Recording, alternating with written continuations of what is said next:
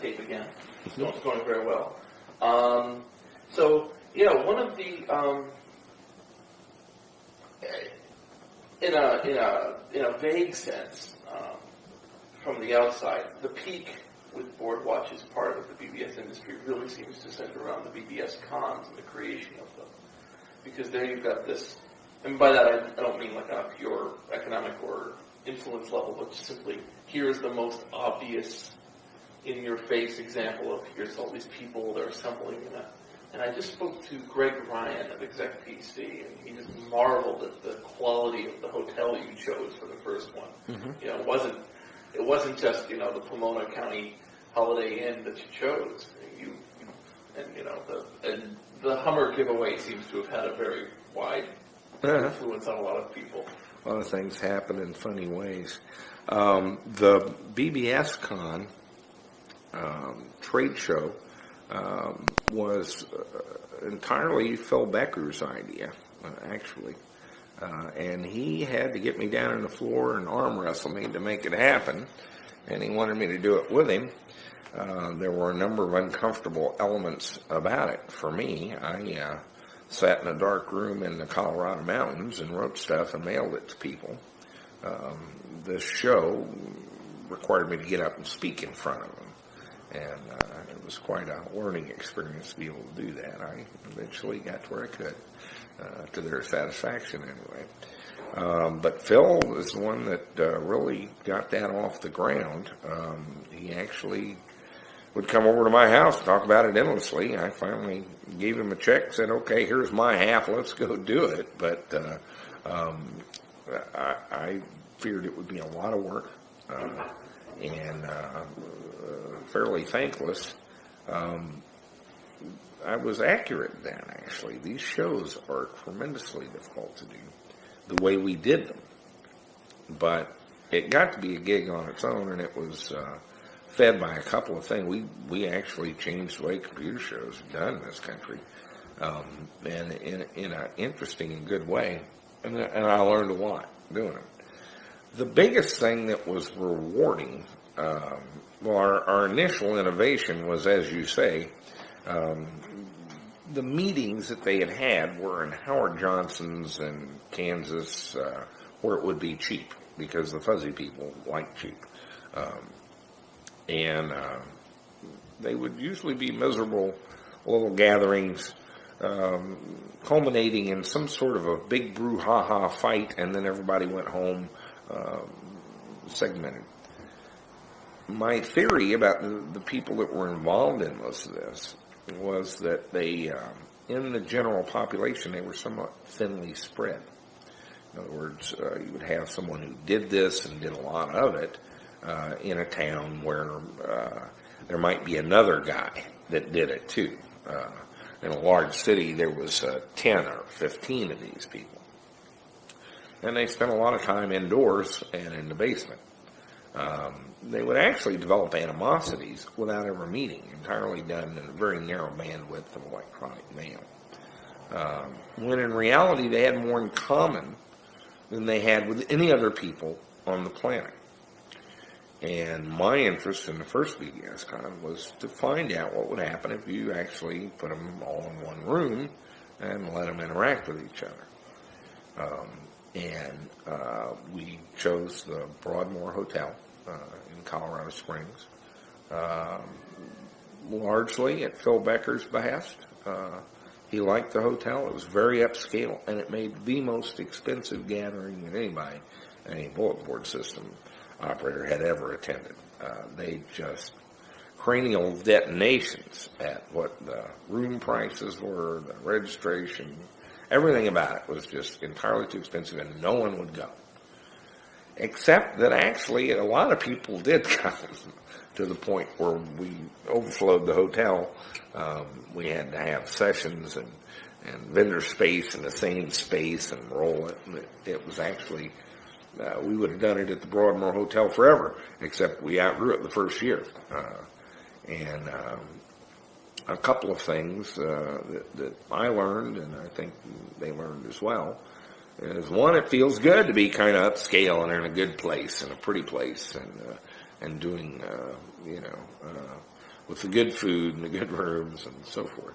And the other one was, as I suspected, all of a sudden here's 600 or 700 people, and instead of being the one kind of weird guy in every crowd you go into, who nobody knows what you're talking about or why you would be interested in that, suddenly you're in a room with several hundred other people who are interested in almost exactly the same thing, many of which know almost as much as you do about it, and a few of which know more than you do about it. And if you could just talk to them for a few minutes, you might learn something. The release was palpable. The room was just charged. These people would edge into the room, again, not always socially the most charming and adroit. But after the initial ice breaking and when the conversation started, there was like this huge aha response. I'm home. I'm among people that, are like me, and I'm not alone. There's a lot of people like me. And so they actually would get into vying with each other to see who was the most out there, and the most avant-garde, the most on the edge, and the most nerdish, or the most, and so forth. And so it got to be, from the beginning, a very fun event. It didn't have the organizational angst of IFNA and FidoNet and so forth. We didn't have to do anything.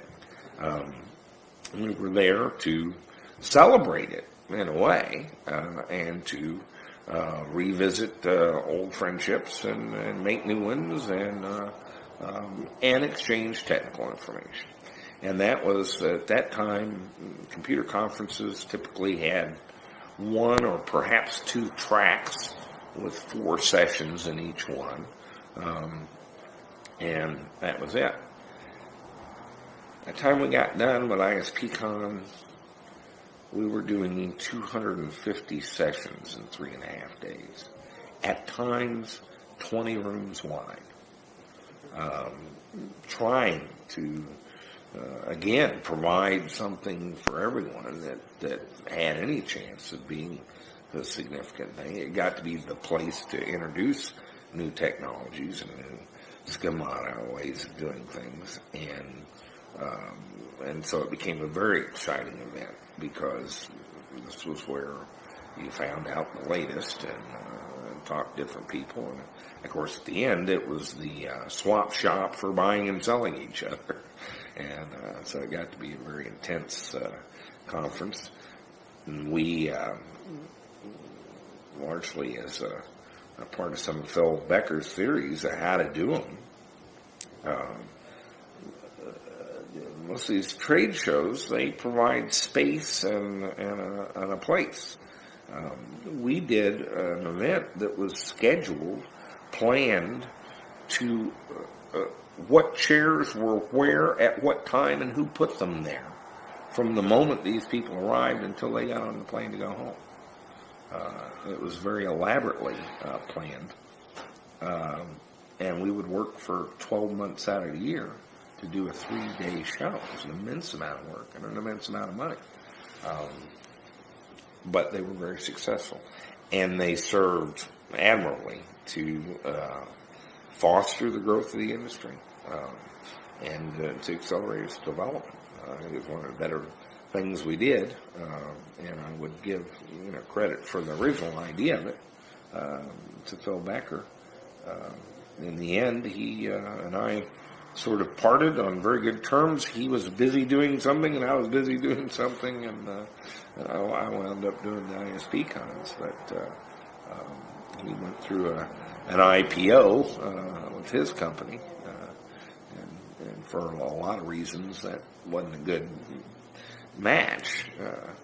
To take a privately held company and a publicly traded company and have them do things together is kind of awkward. So. Yeah, he seems to have moved on to digital ID. Seems to be a big thing now. That seems to be the last I spoke with him. That was the. And in fact, the point that when I find stuff on him, right? There is really no connection now that he's the ESOP guy and the TBBS and BBSCon guy. He's Mr. Digital ID. His previous persona is almost obliterated. There's really no, Phil Becker started up doing. In fact, it was rather a surprise. Oh, there's someone. Out, he's probably onto something. The number 2 item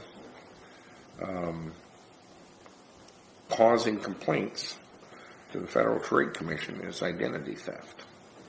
And he's kind of working in the center of the, again, emerging industry of hardware, software, and techniques to validate that people are who they say they are.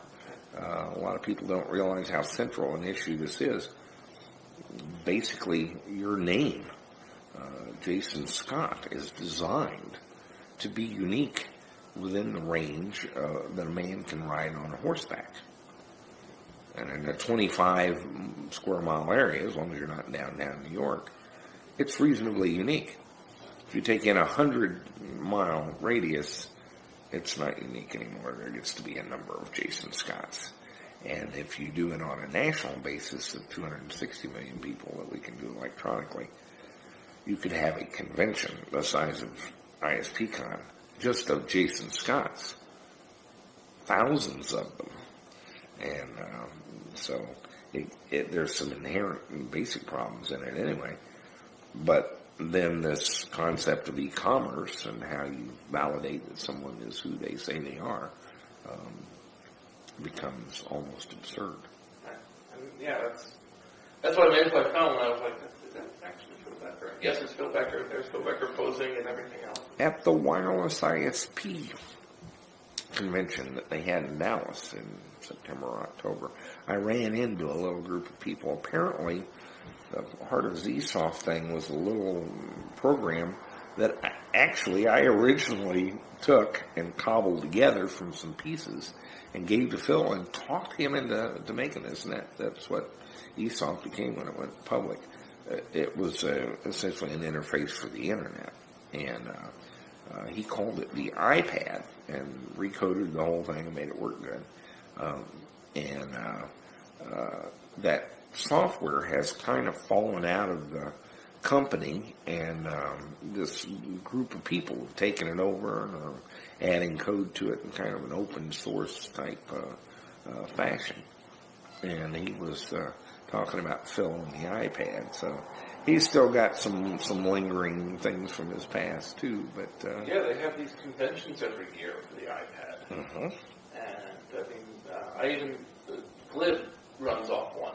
Because Glib still kind of provides ISP connectivity in there, and he had nothing but the greatest things to say about how well designed. The one, not to go too heavily into Phil, but yeah, the one thing that Phil really leaves in his each one of the giants like yourself, and Phil and Tom Jennings and so on, leave a trail of either accurate or semi-inaccurate impressions on people. And the one with Phil Becker is just that he made solid software that just wouldn't go down, and that it worked. And yes, it was expensive if you didn't consider quality of value. And so, it's one of those things. And then I found out from him that he worked on one of the Apollo missions. The Phil's philosophy, and I've kind of adopted it, particularly with regards to software. Is that the cost of the software is really in the support, and the less users you have, the better. And so he would price it accordingly. If you wanted it in the club, you had to pay the freight. That iPad was originally, I took a look at some stuff that Phil Karn K9Q did, and cobbled together something and got a bulletin board system up and running on the Internet, and had Phil come over. And you could dial into this bulletin board, drop to the command line, tell that out, and back into the bulletin board, drop to the command line, tell that out to another site, log back into the bulletin board over the Internet. And I had this thing in a loop that was tied up like 16 cities, and it was right in front of me. And I was just fascinated by it. And I had a brother-in-law, Clyde Glastetter, worked on it a little bit, and Phil was, not interested, and I finally showed him this thing, and he did it.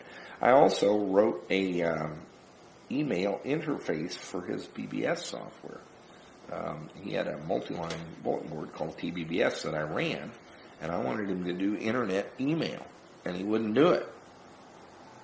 And his software was all written in assembly language, and I wrote assembly language. So I actually wrote the only assembly language implementation of UCP that was ever written, and got it to exchange mail with the internet end,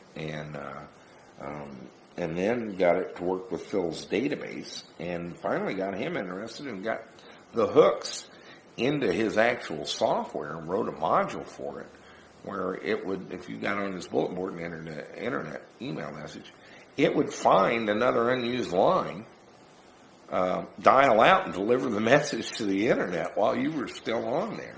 And eventually I called it the Personal Internet Mail Processor, PIMP. And that was because I didn't want to deal with news groups.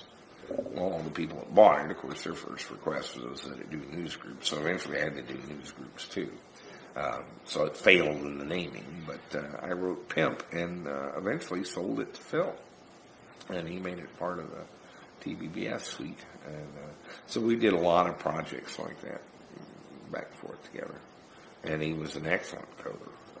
Yes, he was worked at Mark Marietta, not on Apollo.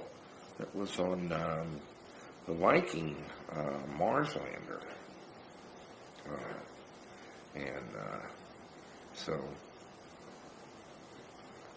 And I worked with Mark Marietta for 5 years. So, yeah, a lot of the people that got into this hobby, into this thing, were, defense contractors and IBM Unisys and so forth. It wasn't entirely people that woke up one day and, said, "Oh, I think I'll learn about this." There was a lot of technical. I have interviewed a lot of people who were very much like kids and did kid stuff. I mean, that's a separate strata. I mean, it's very obviously a separate strata.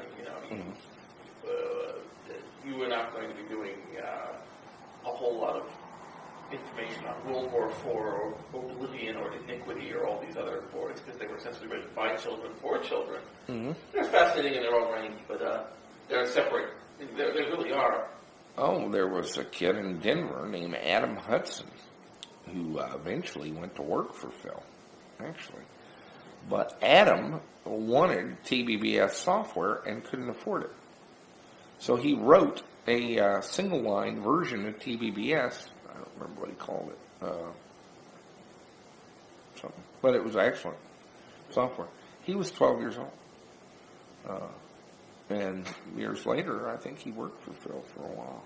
But he became an excellent coder, but he started that project to make TBBS because he wanted it and couldn't pay Phil's freight. And so he wrote one of his own in C, I think. And it would do just a single line, but it was kind of a blatant rip-off of the way TBBS did things with the set up files and so forth. It was a good effort. His name was Adam Hudson. I can't remember the name of the bulletin board software. But he literally was a kid, and I mean, like 12 years old when he did this first version. And I actually ran his software for a while. It was a good product. I think there's, when I spoke to Scott Brinker of Galacticon, among his memories of BBSCon are that the first one is a big surprise in its success. Uh-huh. But the second one is the one where everyone has caught their breath, figured out that it is a big thing, it's going to be a big thing, and that's when you have the luau and a bunch of, Actually, you're right. The first one was at the Stouffer Inn in Denver. The second one was Broadmoor Hotel in Colorado Springs. And yeah, we had a thing that was like a steak cookout up on top of a mountain, type thing. It was, no, they got used to the idea that it was going to be a big deal, and they came back the next year and we got them again. We jacked it up another level, and it was pretty much cranial detonations. Those were good days. Real good days. Were there any triumphs around? You can do either Boardwatch or the BBS Con. You know, the things where things happened and you were just really pleased it all came together and worked out.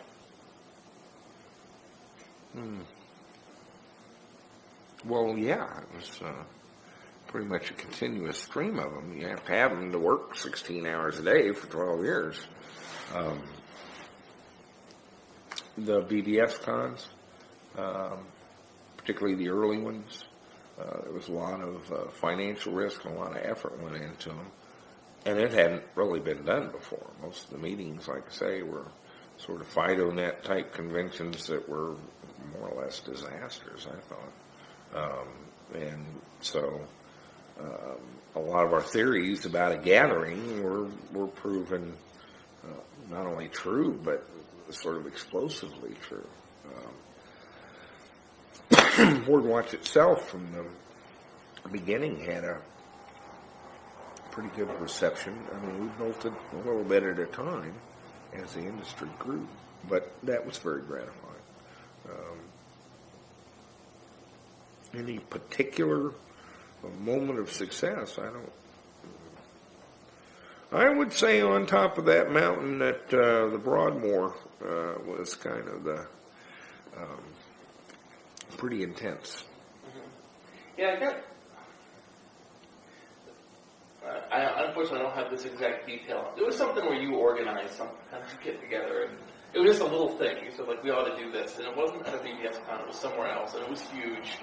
That's what I mean. When I fish for people about, what you remember with Jack, they just tend to remember a very big skies kind of attitude. Not just, well, if we're going to do 5 of them, why don't we just do 500 of them? Right. And if you're going to sit here and have, this kind of group, why not just invite every group and then just, handle that? So in every single move, it's not just, and that this, so as a result, that's where you get things like,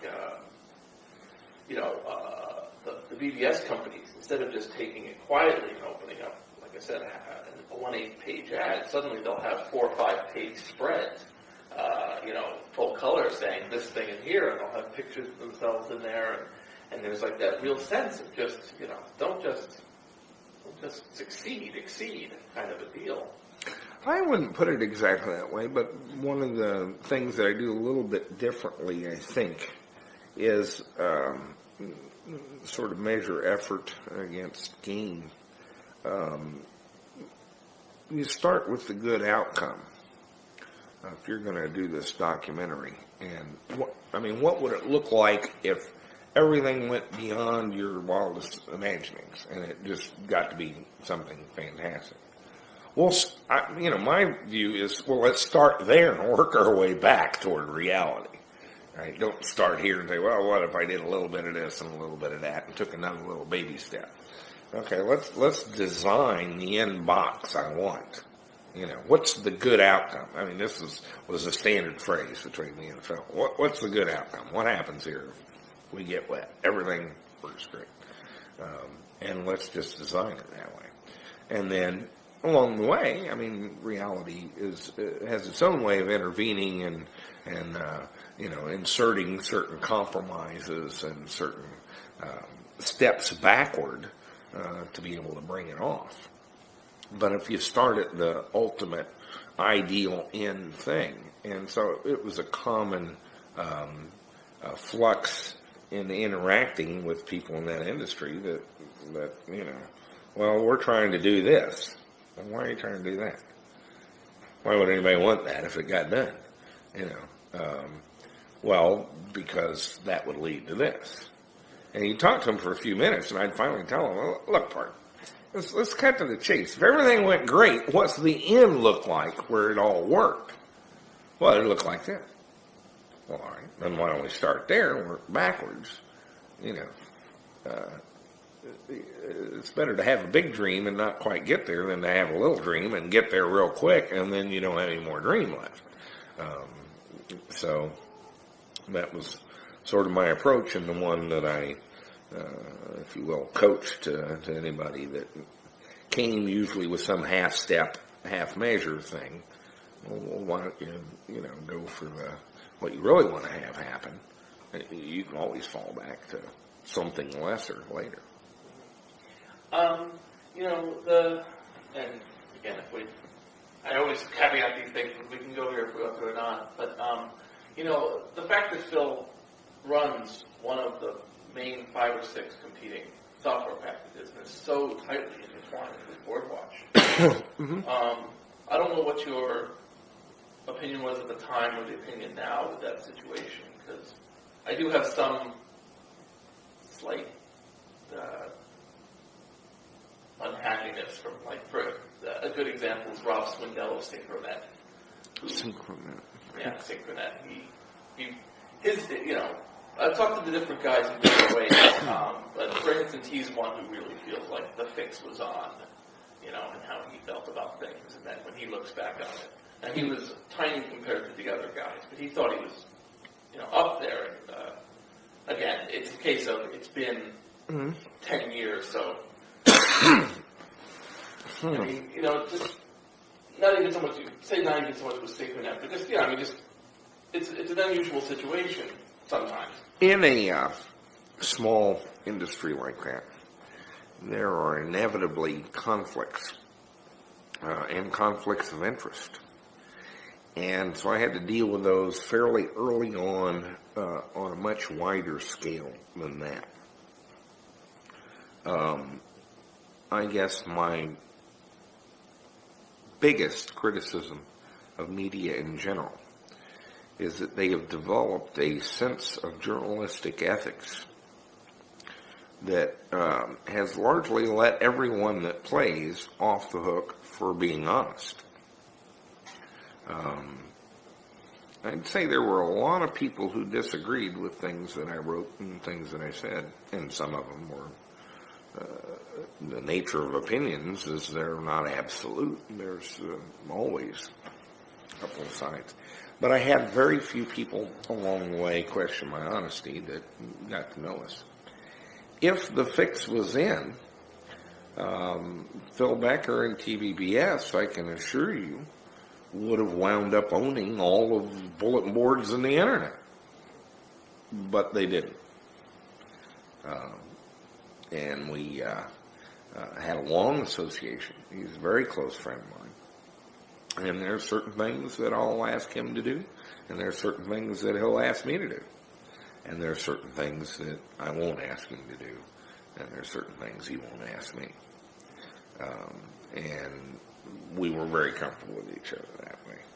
And I think we ran an honest shop. I don't think the fix was in. And I'm pretty confident in that. Had the fix been in, he would have won. And largely, TBBS was not the most widely adopted bulletin board software, nor was it the largest financial success in BBS software. Yeah, Wildcat seems to be the faraway winner on that level. They built quite a company. Galacticom had quite a thing going for a while.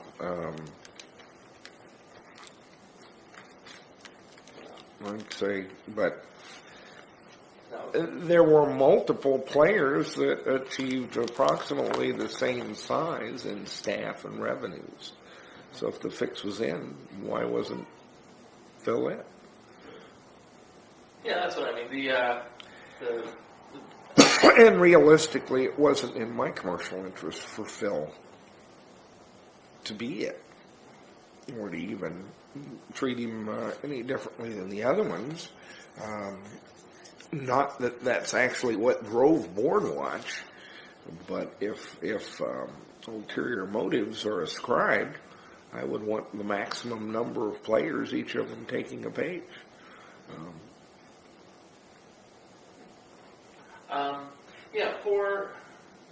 For you, by say, I think by 90, certainly by 91, 93, that's when you are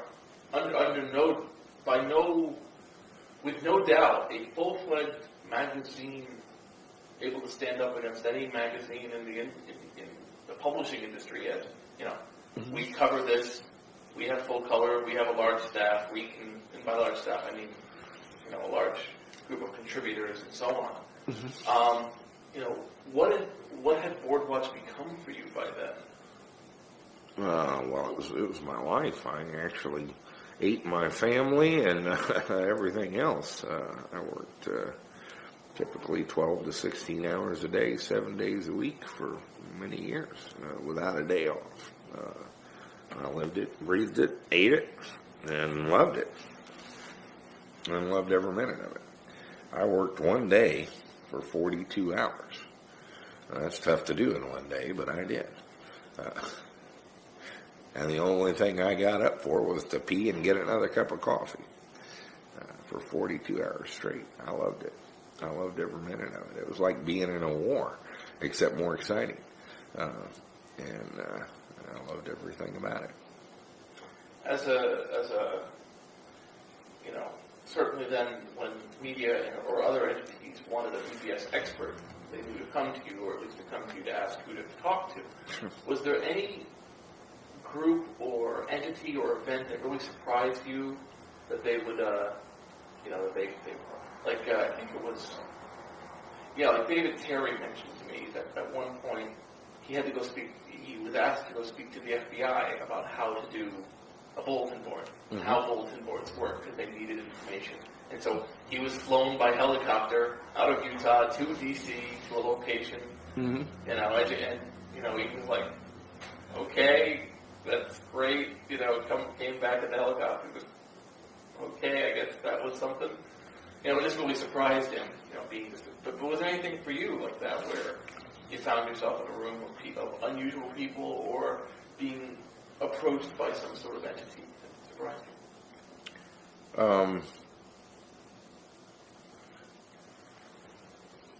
you? Yeah, a couple of times. Brett Hume used to call. He had actually a history in this, going back to a little Radio Shack Model 100 laptop with a modem built in. And he was fascinated by bulletin boards and online services. And he'd call once in a while and just want to talk about, cool ways to hook things up. And I always thought that was odd because I'd see him on TV later. We heard from every major news organization. I guess the one thing that took me aback in that vein, the only thing I can relate, was some guys from Ziff Davis. In my mind, we were a little newsletter up until the moment I left. We were little and ugly, and our mother dressed us funny, and so forth. Ziff Davis was the largest magazine publisher in the world. They published PC Magazine, they had Computer Shopper. They were it, the top of the heap. And I had 3 or 4 of them pull me aside at a BBS con one day, and we were drinking and kibitzing, and they told me that the reason, didn't I find it funny, that Ziff didn't have a modem magazine or communications magazine, like Board Watch. I said, well, I don't know, I never really thought about it a whole lot. And they said, well, they're scared to death of you. They've had meetings over you every 6 months for the last 4 or 5 years. They don't want to spend the money to go against you. You own it, and they can't figure out a way to take it away. So that was kind of a lifter for me. That's, in my mind, they're the biggest computer magazine company in the world. And actually, they treated me very graciously all along. John Dvorak started writing for us about 91 or 92 now. I had been a fan of his when he was the back page of InfoWorld in the early 80s. This guy was just, my hero. And I talked him into writing a column for us. Well, he was actually sort of on an exclusive gig with PC Magazine by that time. And they just kind of looked the other way and said, yeah, we don't care. Do whatever you want to do. And so I really kind of was sort of like the bastard little brother around Ziff. And that's how I viewed it. And the presumption was that if I ever sold to anybody, it would be to Ziff Davis. But in other conversations, they were afraid they'd just kill it if they did. And so it was kind of a coexistence there.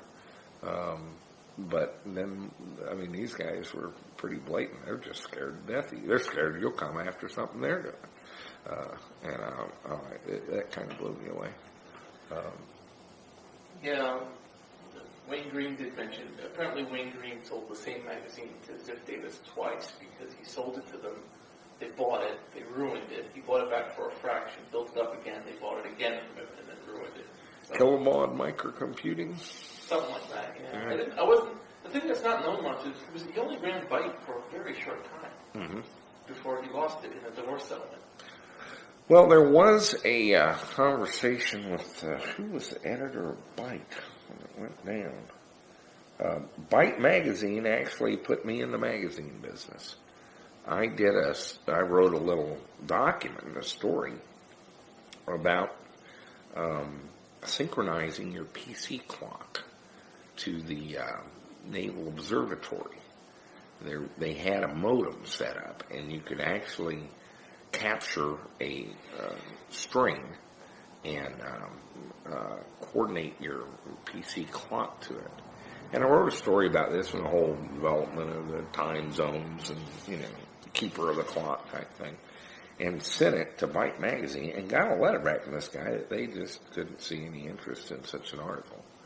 And the next issue, they came out basically with my story, written by somebody else, it was on staff, and I was heroically offended. And that was kind of about the time I'm playing with this BBS list. And so in my mind, it was always to be Byte magazine. And then I ran into the guy with a month they shut it down. Can't remember his name. Yeah. Early onset Alzheimer's. Wow. A lot of it is just because there's...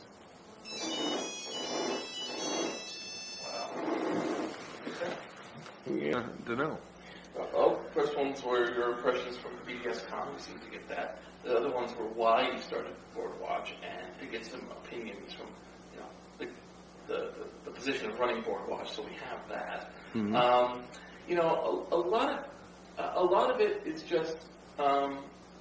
The thing is that with a lot of your story, it's not so much things. It's personality. Mm-hmm. It's just how much your personality had an effect on that early 90s BBS go-go period, when it really, it's almost like you're conducting the orchestra to go faster and faster and faster, and they can't even keep up, and they're adding more instruments at the rate that they're going. You're like, you're just not playing fast enough. And it just crescendos, this unbelievable crescendo, and then as soon as it turns out that that with an internet connection, you will get multiple windows if you leave the modem on all the time. Mm-hmm. That's when it breaks everything. It's like there being rock music, and it turns out there's a new form of music, but you can't listen to guitars and listen to this great new music. That kills rock music. It's just this amazing choice people make. Once they go with it's WinSock, basically. Once WinSock is here, we'll give you multiple windows on your machine. You can connect and do 4 things at once. But you can't disconnect and call the local board anymore, or you'll lose all your connection. And then people are that's the end of it. They're gone. And people are telling me, I've interviewed a lot of people who told me that the breaking point for them was when they were measuring the calls and calls per week. Mm-hmm. They measured the calls per week, and they say, well, I'm down to 1 call a week. Mm-hmm. Why am I spending $35 for my phone line for this? Time with that computer. So, but it's just, I guess that's mostly what, you're the only one who knows what it's like from being the conductor side. The fact that Boardwatch was very successful in, pulling water from air, almost, That would be an irony. I suppose that I'm the only one that didn't get it. There is that possibility. There was this huge division drawn by the participants between the internet and bulletin board systems. I was tone deaf to that. It looked like the same thing to me. Since, as I say, we covered the internet from 87 or 88, and bulletin boards from about the same time, I didn't realize how divided our audience was, our readership. And I really think the people that I had in mind as our readership, it wasn't.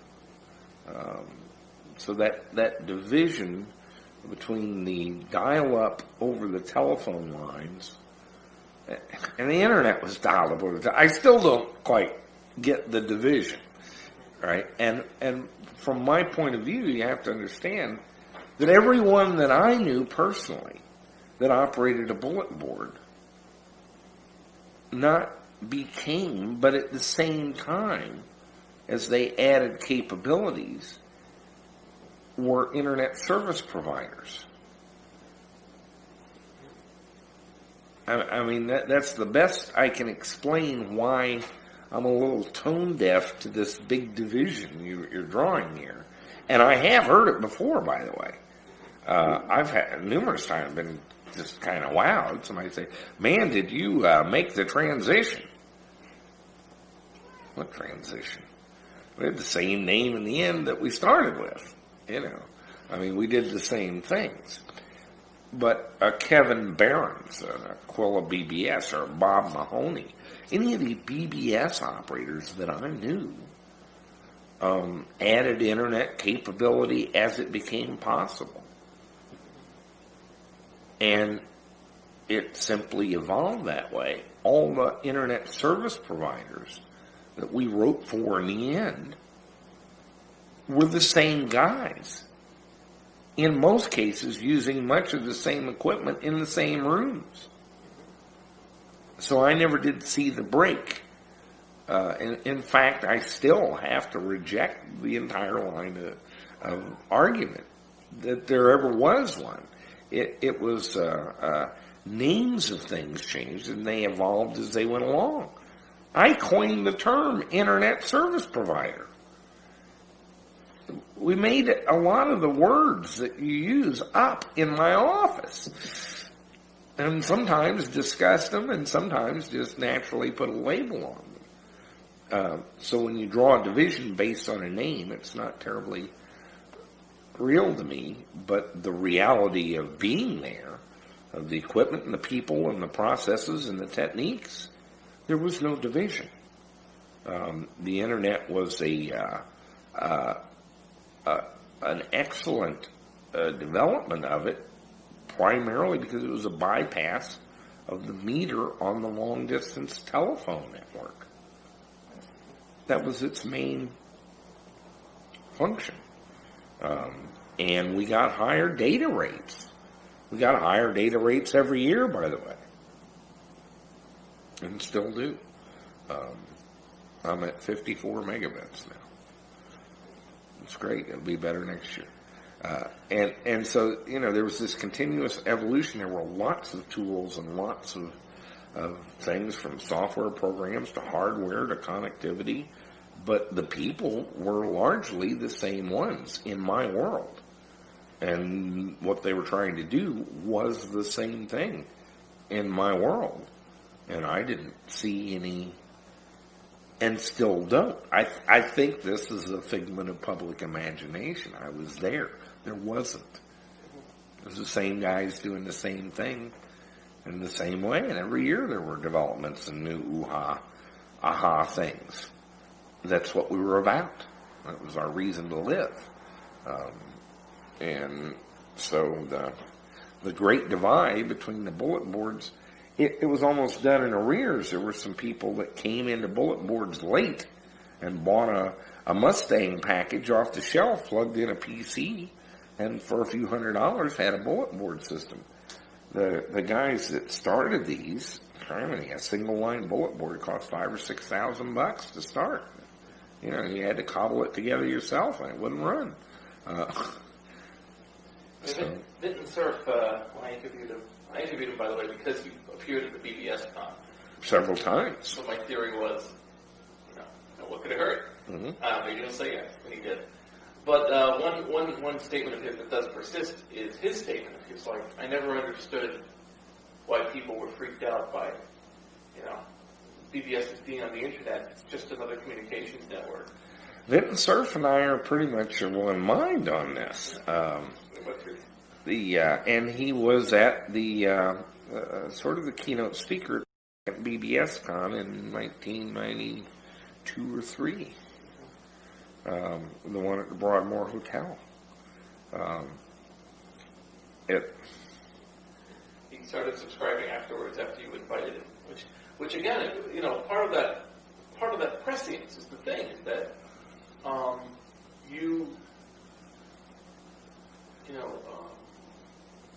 weird analogy, but there's a hacker conference called H2K, which goes on in New York, and they invited the leader of this band to come speak.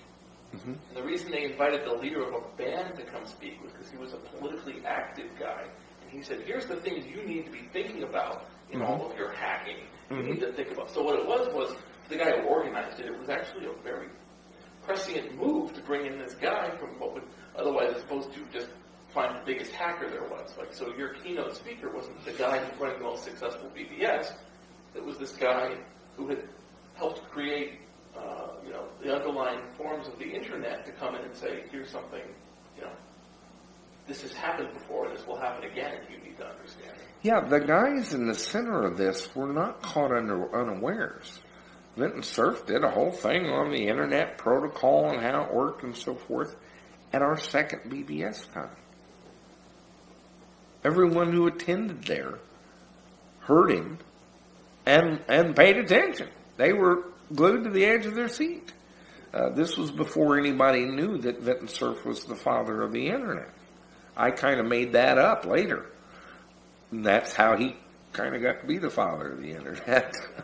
That's what it says on his page. It takes, by the way, as opposed, in case you're wondering, it took me 2-month reserve to get him, to get the hour. But I got the hour. He's just one of those guys. You gotta, and I was given an itinerary before a week before I got the whole, like, here's where to go, here's how you meet him, what you do. So the only person I interviewed was like that. He's a very gracious man. He is kind of organized. Oh, yeah. He had something at 9, he had something at 11, and I was in the middle. He was on our cover probably 3 times. I understand what you're saying because I've heard it before, but it's not true. And it's demonstrably not true. A lot of the guys that worked in these software companies were involved in the internet. The problem with the internet was that you couldn't get on it. The bulletin board guys are the ones that made it where you could. I mean, Tom Jennings, FidoNet, The Little Garden. I mean, anybody that was anybody as an internet service provider had been a BBS guy.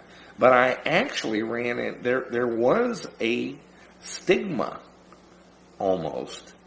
I actually ran into guys who didn't want it known that they had run bulletin boards because it wasn't politically correct in the new internet.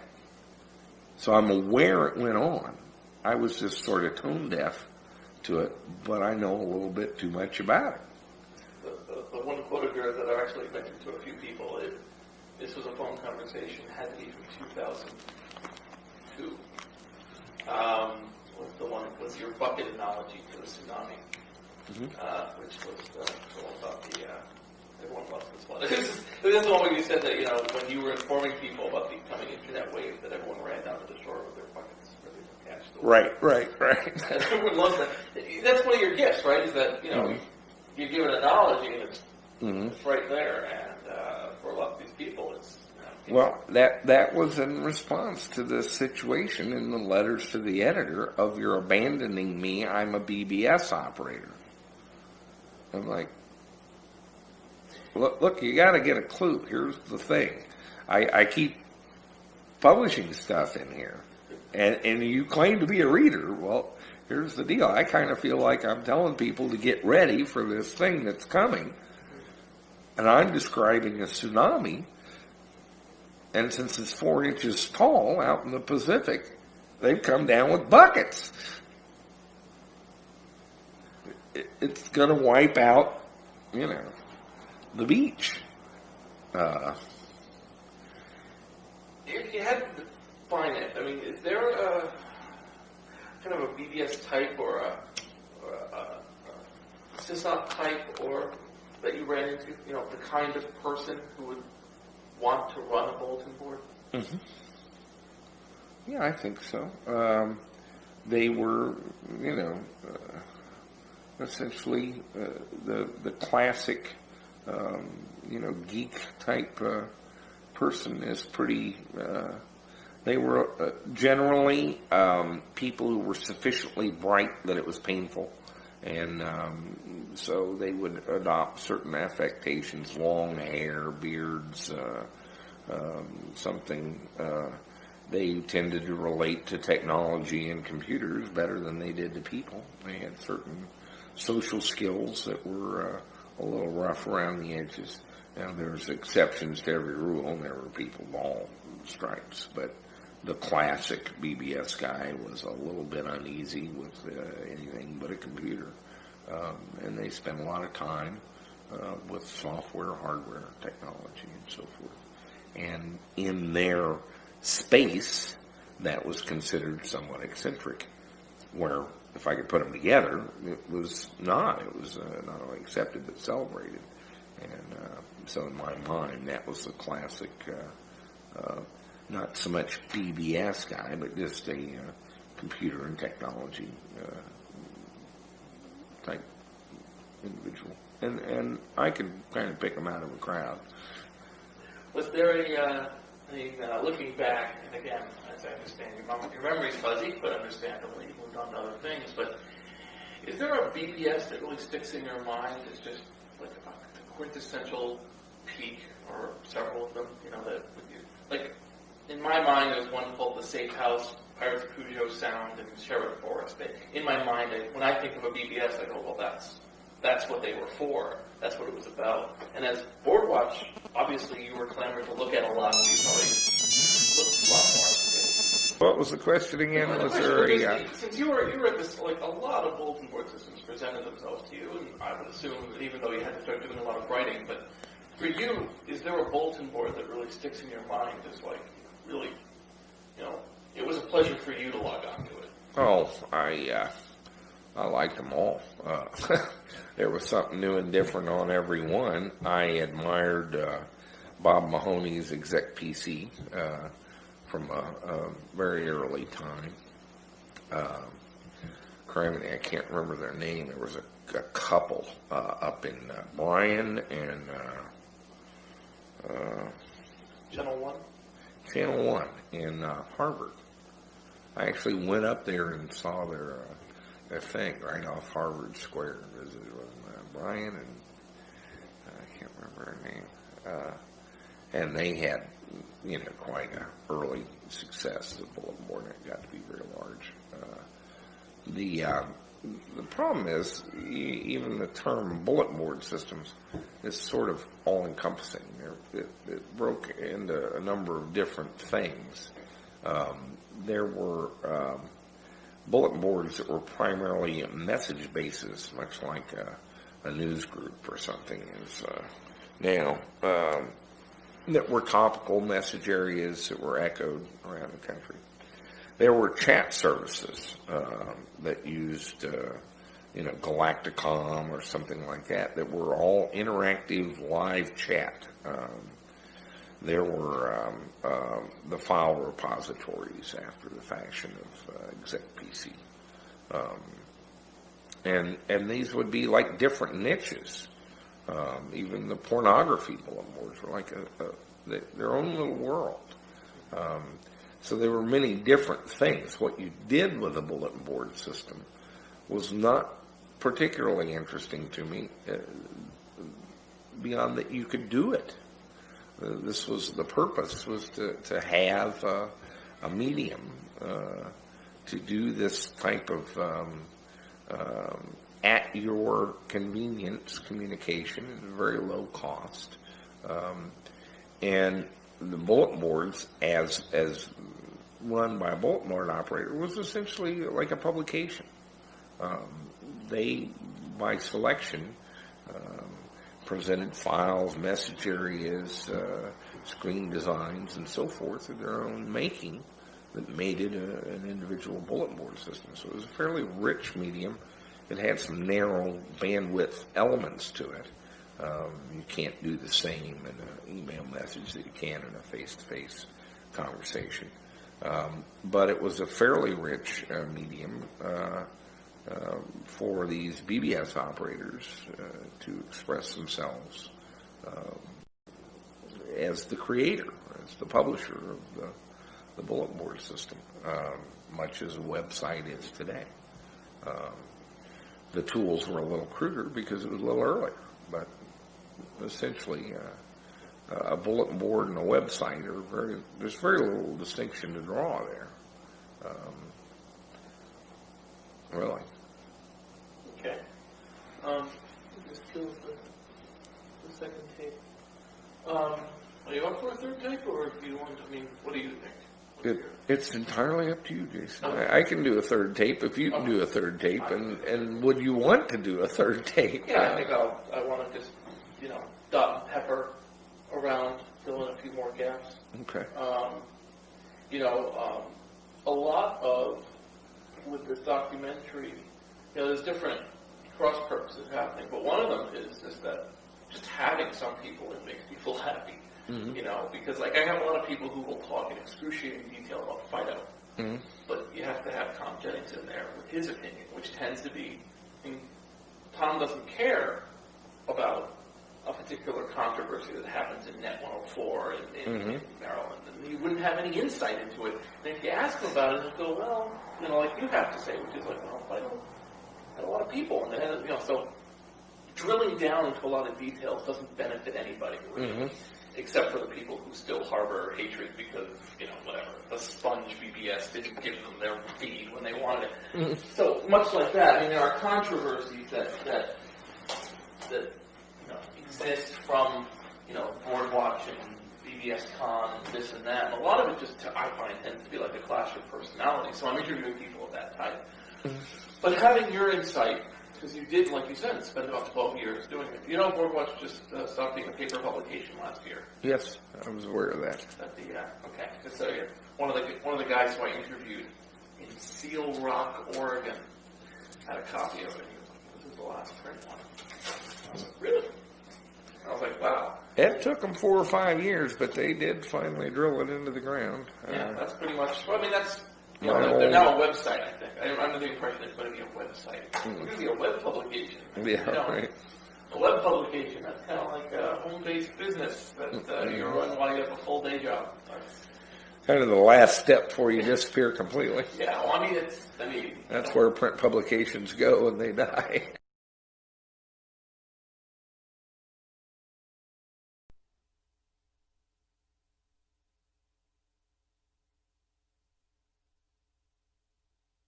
One of the things that does happen in the early 90s, a lot of it does happen in the early 90s, it seems, is the government really started to take an interest in PBS as a force entity, legislatable entity, concern, and everything else. That's when you start seeing high-profile BBS busts. That's when you start to see laws being passed that are trying to include BBSs in as things that need to be watched. You start seeing a lot of that. Taxes, there's always that eternal tax concern that happens. Like, are they going to start taxing my bulletin board for getting lines? Did you have any thoughts about that at that time? That do you think things were heading in a certain direction before the internet got their attention?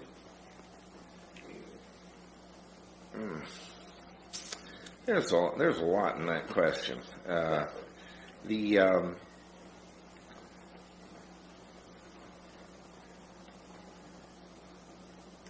The basics. any type of egalitarian, individually empowering technologies tend to diminish the power of centralized organizations. To some degree, bulletin boards, the internet, and such basically many-to-many mediums of communication are inherently disempowering to a centralized government or a telephone company or large companies in one respect.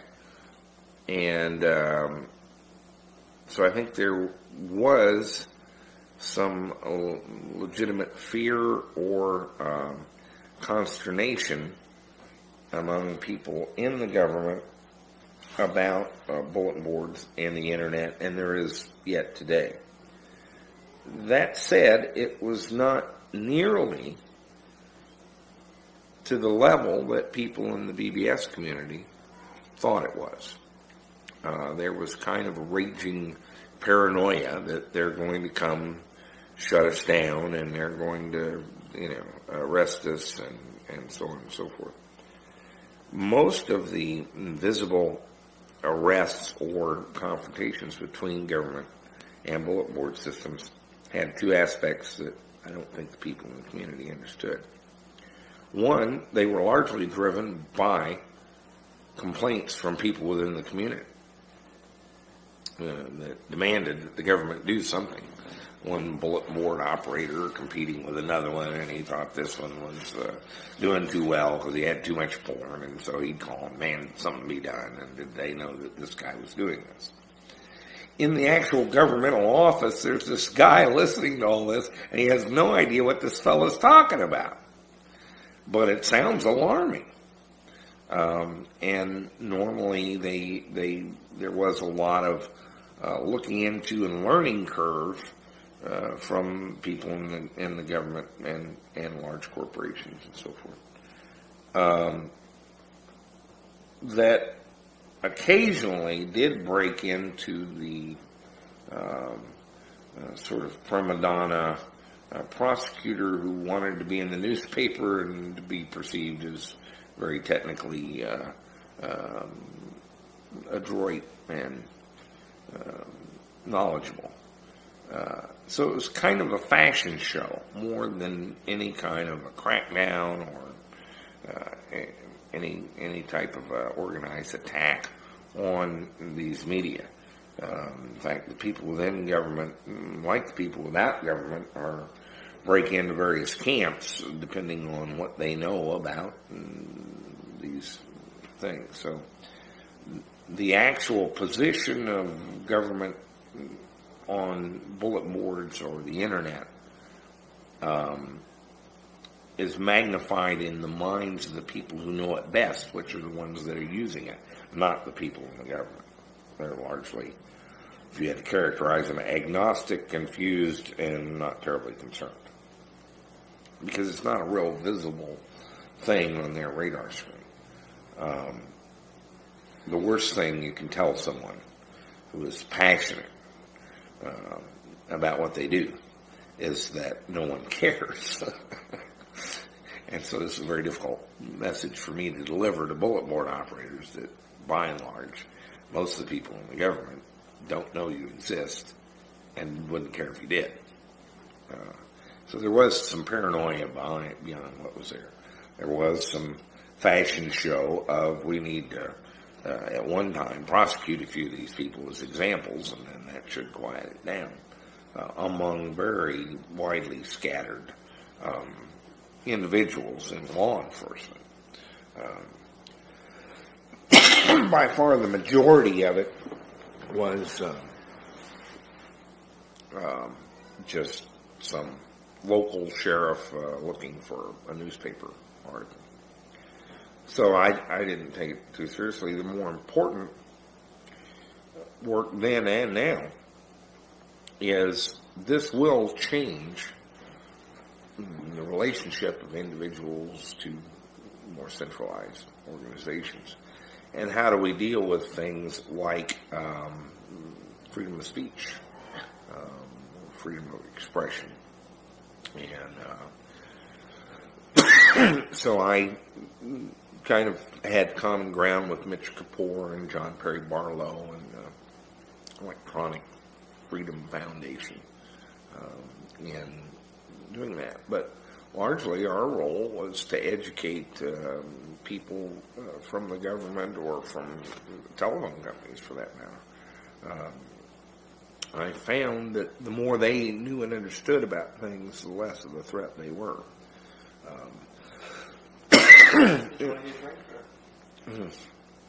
Yeah, I think so. Would you like one? Phil, what's his name, did that PKP program, Pretty Good Privacy, PGP. Phil Zimmerman. Yeah, Phil Zimmerman. Yeah, and things like that, they think they have to deal with this somehow, that they have a right to, listen in on our communications and decode them and so forth. And it's not something they can keep up with. I was fairly relaxed in that I knew they couldn't. Some of it's just a quantity function, and even the pornography issue or any of it, it's not particularly a part of the online thing that I'm close to, but it's a medium that you can do with what you want, and if people want to do most anything, I'm not generally opposed. I'm not quite to the anarchic level, but I'm pretty deep into the libertarian level, and so anything that empowers that is a good thing. If the government has a little problem with it, that's got its own entertainment value, but I was never concerned about the government shutting it down. I'm not concerned about them taxing the internet now, but they can do various things more generally on expression and so forth. Anytime, and again, it's always at the request of someone in the community.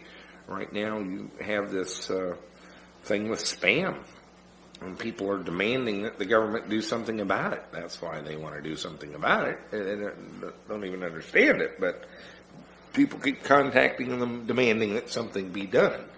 And so they have to start investigating it in a sense of finding out what it is and how it works to be able to do that. I guess I could ask about the third Phil Cass. Did you pay much attention to the ARC, the PK ARC, PK ZIP ARC battle that happened? I was kind of around for that. Yeah, we covered it. Did you have an impression of it?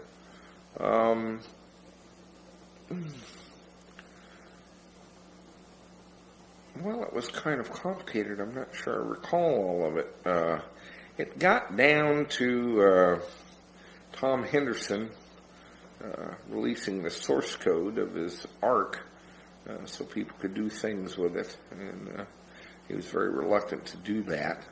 I kind of knew why. Nobody else did.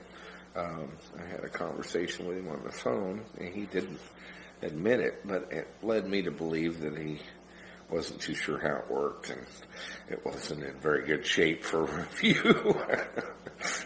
Kind of a bunch of spaghetti code that did what it did, and he had theories about how it worked. But so he was very upset. I mean, this was a classic case of somebody came up with something in the basement, and suddenly he was doing a couple $100,000 a year doing this.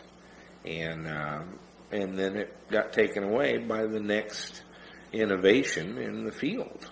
And so it was kind of hard for him. There were lots of threats of legal action between the various parties. I think Tom probably threatened to sue Phil or something. And so it was a controversial thing, but it was a very brief period before it had sort of sorted itself out because Zip was better. I'm interviewing Bob Mahoney is going to help give me Phil's side, because I don't have Phil to give me his side. Mm-hmm. And I'm going to be interviewing Tom Henderson, who very explicitly has his own side on it. It's actually an extremely complicated picture, and Tom Henderson was right. That's the weird thing. But they were so bad in getting their case out. Oh, yes, it was. I mean, that's the thing. And that recurring theme. Brilliant minds that just can't function in some venues. Yeah. It's... And when they told, it's one thing to say you stole our code and put it out, which is kind of true, kind of. I mean, PKArch was ARC rewritten in assembly, basically. So it ran faster, it did things faster, but it functionally was the same as there. And Phil Katz had done consulting for SEA, for Tom Henderson's company. But then, so they're kind of right, and they're suing him. But then they said, and one of the reasons we're suing you is because we own the ARC extension. Yes. That was the single stupidest move of all their actions, because now the entire community is like, you own what? What do you mean you own what? And suddenly SEA is being portrayed as this huge company that's trying to quash Phil Katz. And as has been explained to me, Phil Katz's company was 5 people, and SEA was 3 people. So in fact, it's a really amazing thing how that perception just... Yeah. And it's one of those tempest in a teapot things, this fight. Well, you can go on about that forever. The problem is, and they may have done some work for them, and that doesn't preclude their ever doing a similar product. The protectable investment there is the code, and it wasn't even in the same language. So it's not stolen. The concept of compressing files was not really protectable. It had been done before, and most of the techniques used by both products were not invented by either. Huffman coding was around a long time. These were compression techniques that had been published for years. So it got down to there really wasn't much protectable there other than the ARC extension. The problem was a lot of software and so forth, particularly in FidoNet, depended on that extension. And the reason it was controversial was not files that you could download and do, but mail packets that were compressed and sent around the network. And who would unzip or unarc what? It actually fractured the ability to do mail between systems, because this one was using zip and this one was using arc. And so it was fairly easy to write something that would shell it to the appropriate program, but to recognize the file at all, they were using the ARC extension. And so Tom seized on that as the protectable asset, which he had made up, ARC, and it could have been anything. And so it actually wasn't crazy what he did. The problem was that he had a competitor who'd written a program where he'd had none before, and he really didn't have anything that was protectable. It certainly wasn't stolen source code because it was in another language. And in fact, it didn't really do them the same way. It did parts of it in the same way. This goes through kind of an analysis of the file to determine which of several compression techniques works the best. And zip worked better, and it was written in assembly language, and it won. And that was that. But it was fascinating to watch it play out in the community and the way they handled it. And Tom did pretty much butcher the public relations end of it. Let's see.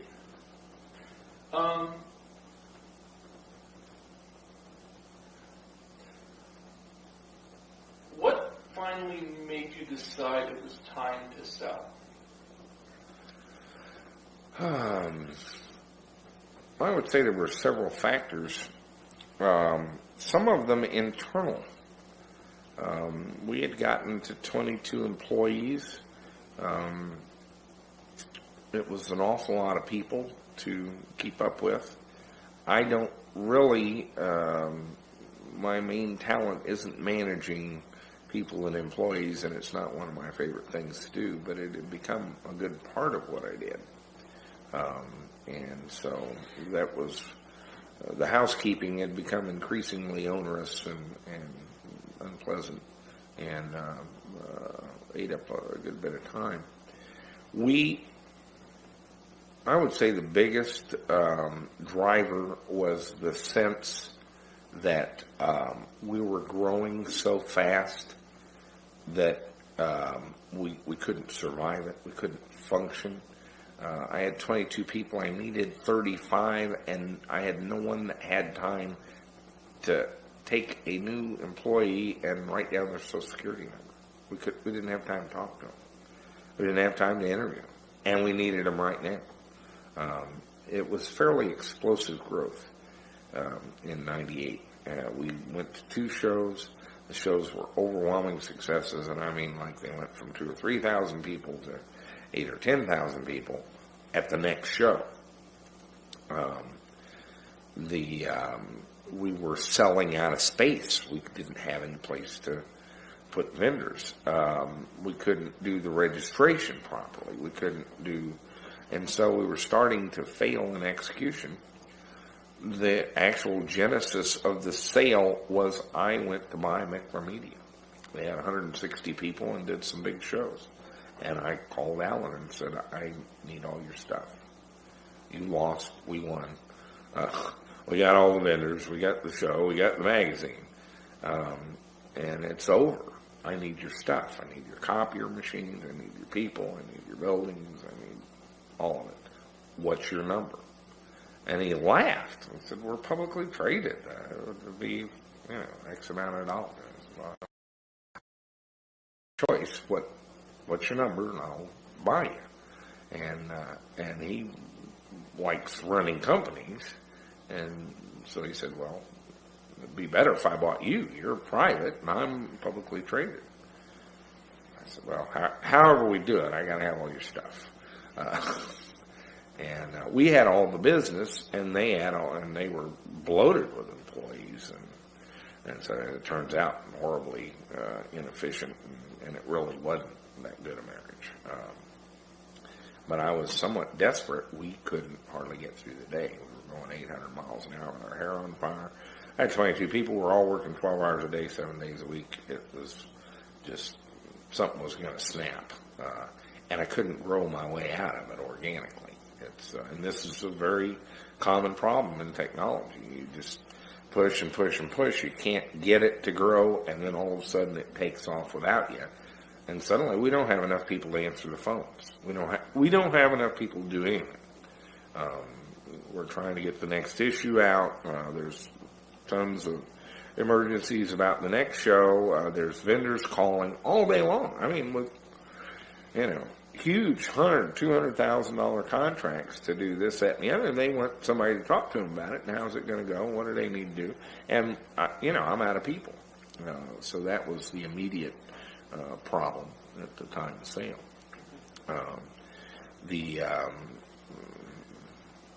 And we were starting to execute poorly because of that stress and simply being swamped. And I don't like to execute poorly. We did everything at Boardwatch and at those shows was fairly paramilitary. They just happened the way I wanted them and when I wanted them, and that was how we did business. And suddenly, that was starting to break down. So those were some of the thoughts along the way. In the overall picture, what am I doing here? I'm talking to lawyers, I'm talking to employees, I'm not playing with technology, I'm not interviewing people, I'm not writing stories, I'm down to doing the editor's notes and the letters to the editor, and beyond that, I don't get to do any of the fun stuff anymore. I get to run Boardwatch, and suddenly the industry was changing. Here we were swamped with money people, and people wanting to talk about roll-ups, and we're going to we want you to help us select the 20 best ISPs in the northern Midwest region for a roll-up, and we're going to, spend $80 million on this, that, or the other. And none of that was anything that I was interested in. So literally, I looked at it. It was built. The townies had moved in, and the growth that we had internally was such that it wasn't fun for me to do anymore.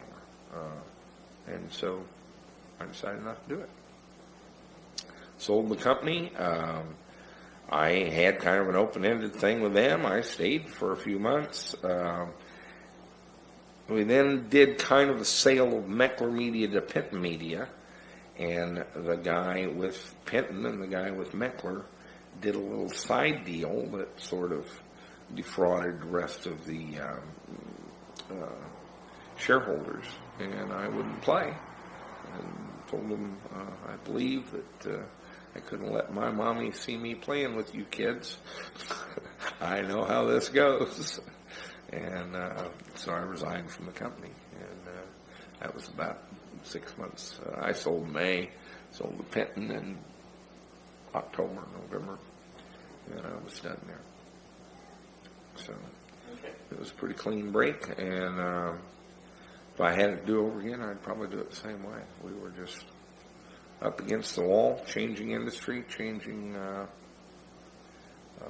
situation, and not any of the parts I had come for. So it was a different thing.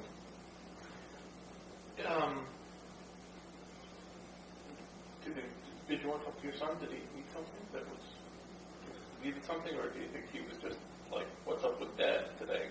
Probably the latter. Okay. A natural question. You answered this to me over the phone, but not on the camera. Was why we didn't just see another Jack Rickard publication? Well, that's an interesting question.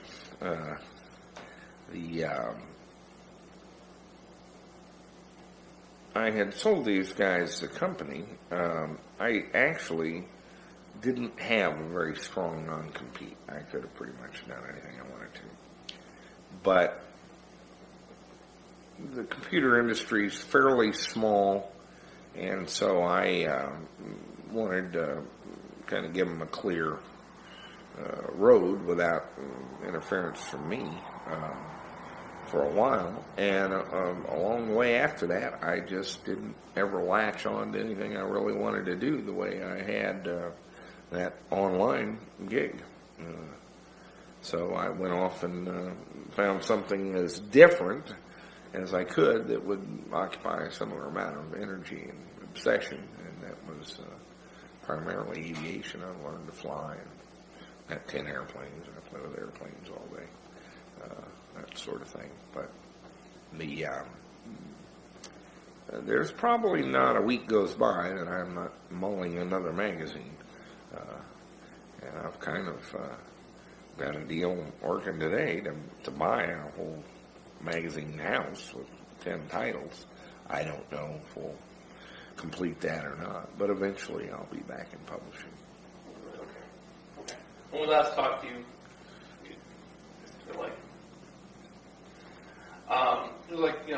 the one that really strikes me is David Ahl, who did creative computing, and now he has a little magazine that's like about military hardware. And he really splits himself off. I mean, he finally wrote something. Finally, one of the little geek sites, like something that would be run by me, finally like tracked him down. It was like, so what's the deal? Why is there a new creative computing that was the greatest magazine ever? And he won't go into that. He's just like, look, I just do military hardware now, and things like that. Leave me alone. Well, there is an aspect. Once you've done something and have done it successfully, and actually the sale of Boardwatch for what it was, the size it was, the amount it sold for, and so forth, it's kind of a phenomenon in the magazine business. Probably part of the internet bubble hysteria to some degree. what would be the point in doing it again? You already kind of know how it's going to come out. So, so I can see why he would do something like that. It would be more appropriate to go do something new and do it somewhat differently, drawing from what you've learned.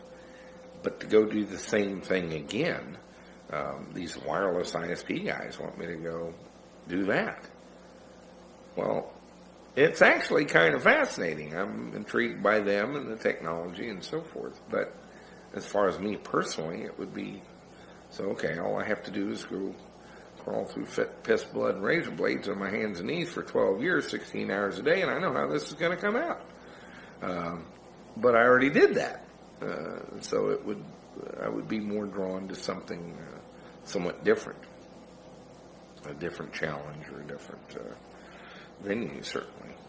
But as far as, once you've been in publishing, all other businesses look stupid. It's a great gig. That's what I stayed in the game industry for a while. I was a video game maker, kind of.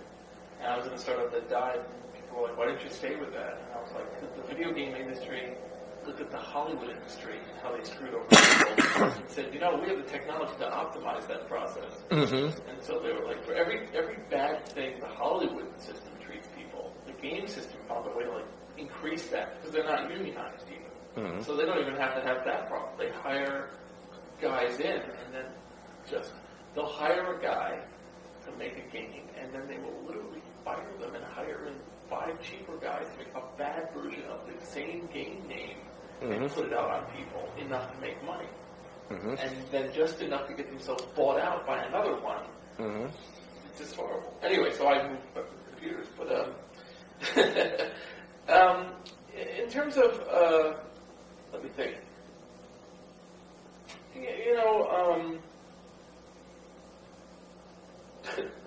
Trying to think of some of the relevant things. I mean, there's some stuff where it's just like, so what? Jack, I asked Ward Christensen about something, and Ward said, I don't even think there's a point answering that because I have a belief that you shouldn't ask people who are good at something their opinion on something else, assuming that their talent translates to that field as well. Uh-huh. So he's like, don't ask me about politics. I'm good with, technology, mm-hmm. But, if you say, so what does the X-Motive guy think about this current censorware trend or whatever, it's like, mm-hmm. I'm just going to make stuff up as much as the next guy. There's no reason you shouldn't be trading in on that thing. So I'm trying to think of stuff that's specific to asking you. I mean,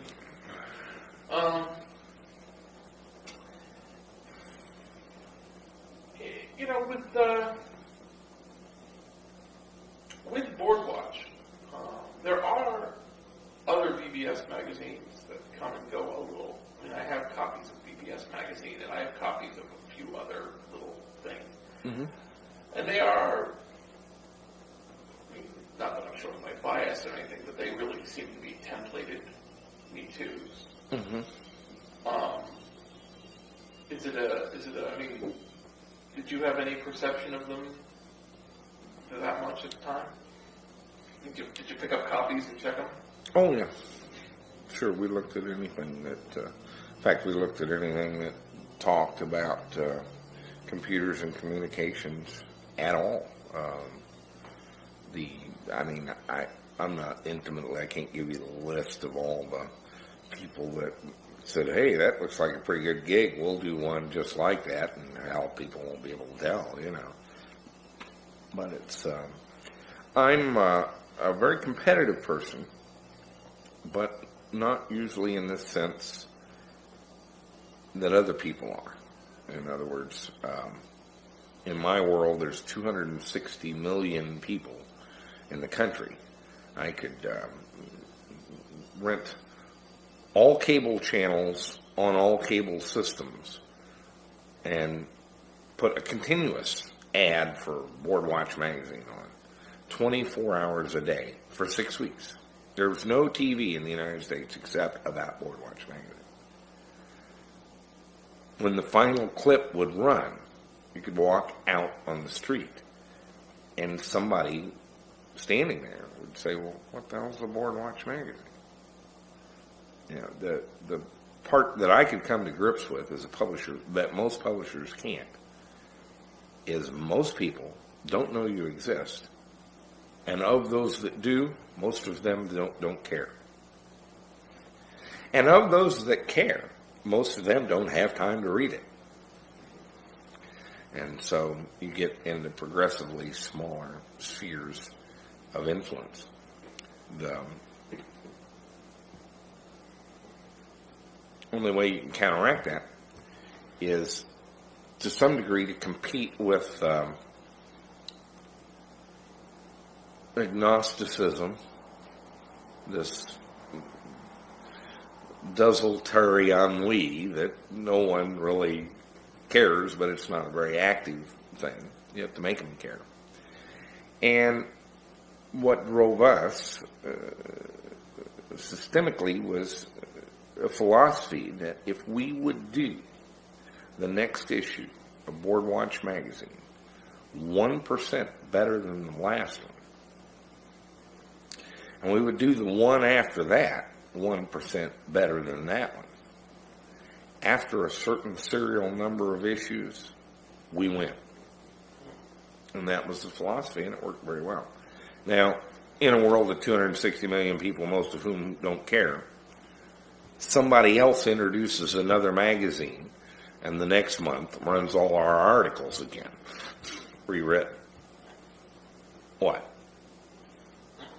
You know, I suppose in an advertising sales sense, it's competitive, but I never had much to do with that. I hired guys and told them answer the phone, and if they want to advertise, get their money, you know. So it wasn't something I had to worry about. So I was very competitive in that each issue had to be better than the last, and that, you know, most of the world didn't care, and it was kind of like a privilege to get an hour of somebody's month and their attention. I would rather be abused than ignored. I'd rather have them complain about me than not know about me. I'd rather have them hate me than ignore me. And that was the competitive nature of it. Other magazines, other computer magazines and stuff, occasionally they call, "Why do you put your whole magazine up on the web for free? How can you do that?" And I'd tell them and explain it to them. You know, anything about our operation, there weren't any secrets, there wasn't anything I didn't want to talk about. I'd tell anybody anything.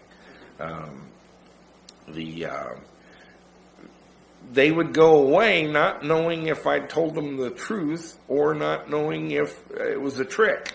And mostly not knowing because of their own sort of problems with deception and competitive juices and so forth. And I had all those things, but it was aimed at different things.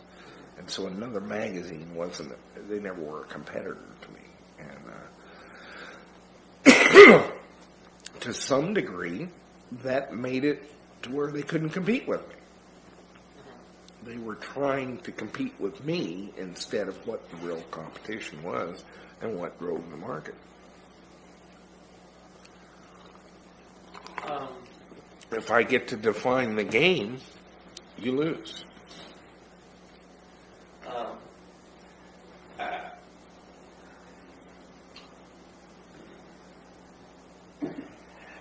At the BBS cons, like we discussed before, the Jack and Phil show really got a lot of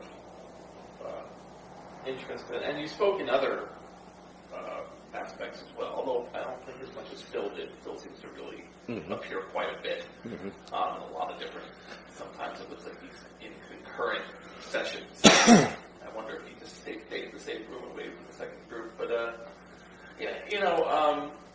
that puts you in the position of going from being, a writer to being a public and or a motivational speaker to this group of people.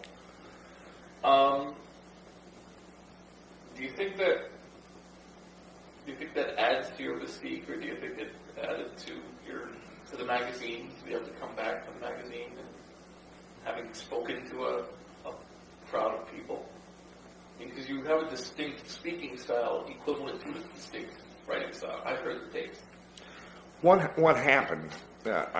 Actually didn't like speaking in public. There is a perception, and this is pretty much across journalism, I think, that if you can write cogently, you must be a good speaker.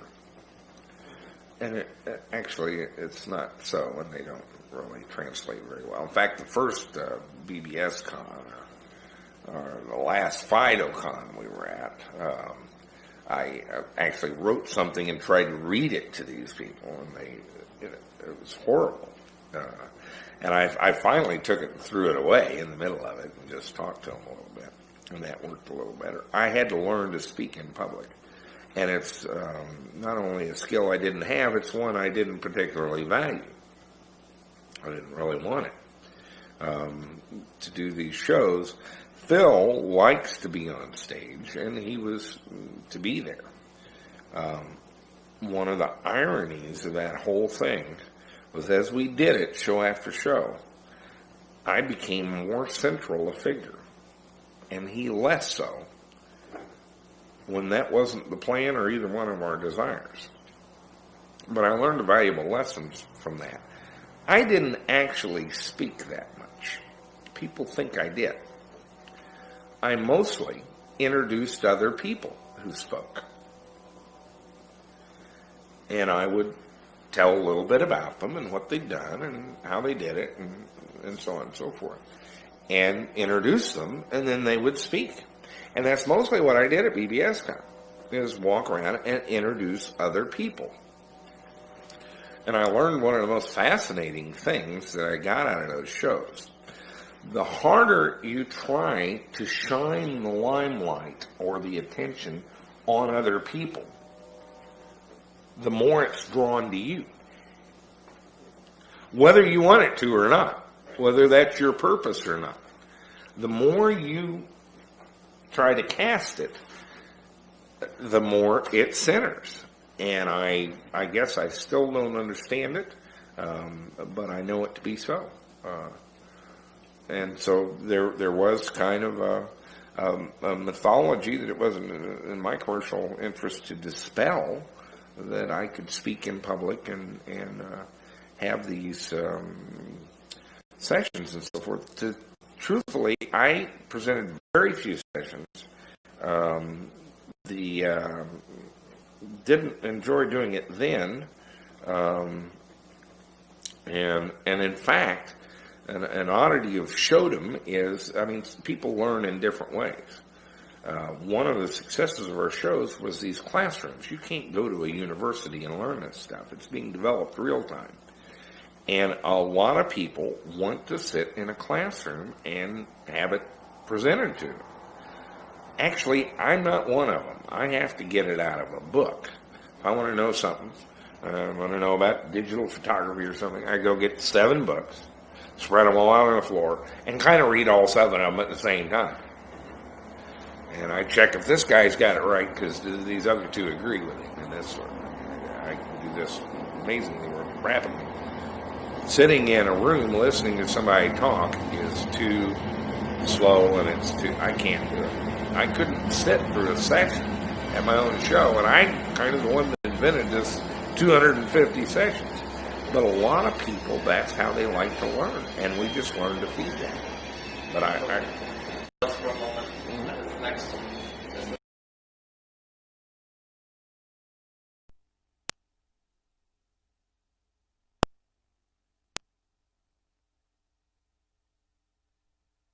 It is on. It is recording.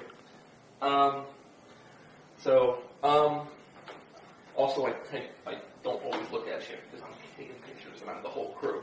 Mm-hmm. But anyway,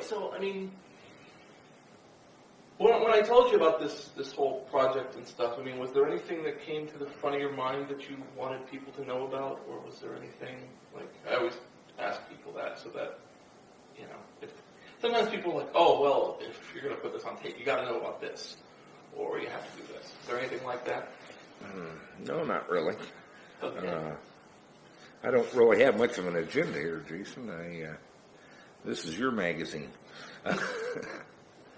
Well, now, when did you first become aware that there are these things called BBSs? I would say 1982, 83. I was in St. Louis and had pieced together a little Sinclair ZX80 computer kit and built a modem for it out of piece parts, and was kind of running a DEC 20 at Emerson Electric from home. And somebody gave me a list of 5 or 6 bulletin boards that were operating then. I started dialing those just to check whether the modem worked or not with different other modems. So early 80s, 82, 83. And, I mean, you'll find we skip around. I'm not really going too linear. Mm-hmm.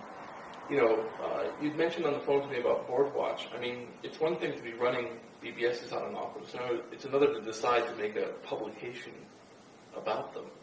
And how did that come about? How did that come about? I was out in Denver several years later, and the bulletin board thing, which, I really think sort of St. Louis was the early genesis of a lot of the popularity of it. But I'd moved out to Denver, and it kind of spread out there, and they had some bulletin boards. I wrote technical documentation for defense contractors, and was doing some work with one remotely by modem, and someone handed me a list of bulletin board systems.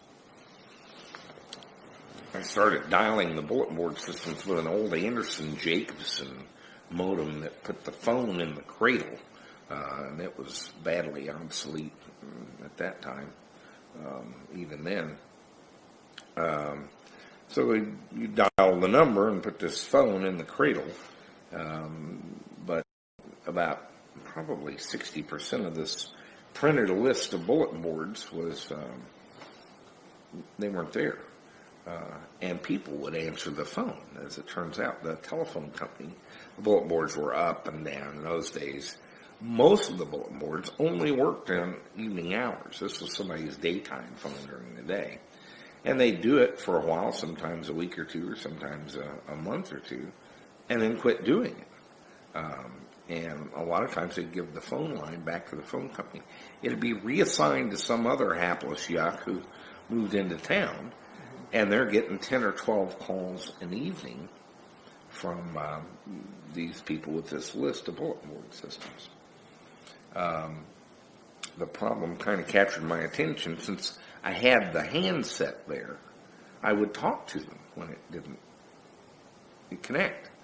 When someone would answer, I could hear them, and I'd pick up the handset and talk to them. And came across some amazing stories. This one woman just burst into tears. She was nearly hysterical. And I thought I'd somehow really offended her, and I apologized for calling and so on and so forth. She said no, she was delighted to know what it was. She was getting 10 or 12 calls an evening, and what people, even in those days, and certainly today, don't realize is the calling modem doesn't really make a tone. There's nothing to tell you that someone's calling. The phone answers, you answer the phone, and there's dead silence on the other end. It's the answering phone by that time. The convention was the answering telephone initiated the tone. So she thought she was being stalked by someone who was calling 10 or 12 times, typically at night between 9 o'clock and 2 in the morning, which is when all this went on. And that she was relieved to know there was a reason for this, and it wasn't someone targeting her. And I explained to her how it worked and so forth. And but going through this list, there were a lot of victims of this bulletin board list. It would just never die. It was on bulletin boards. You could download it and print it out. It was never updated.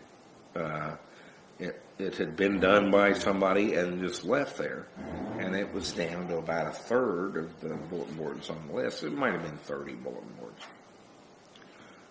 Were actually bulletin boards. This one woman wanted to know where the head computer was, that was causing all. And wanted me to shut it off. I go, lady, I don't have anything to do with it. I've got this list. I didn't even download it. Somebody handed it to me.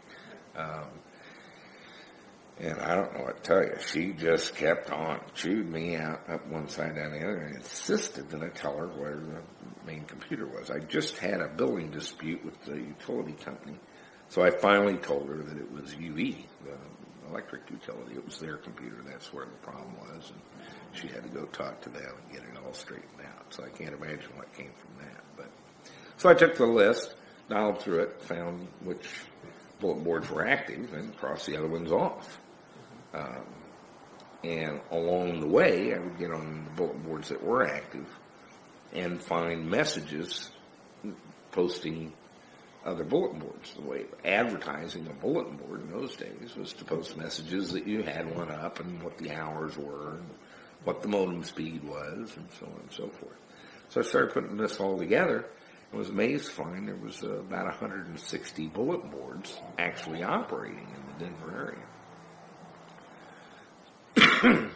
So I created this list and verified all the numbers and put it out there and immediately realized I'd done the same thing. Now, as it aged, the same problem would be, and it did kill off the earlier list and solve the problem for a couple dozen people. Mm-hmm. But immediately I put this thing out there, and it, on upload, immediately a couple of bulletin boards pulled the plug, and so we've got an aging list that starts aging at its completion. So I put it together in a little publication. I wouldn't upload it to bulletin boards anymore, but you could have this newsletter that had the list, and I put the list out every month, but only in paper format. So you couldn't upload it unless you wanted to type in 160 numbers, and none of them were that aggressive.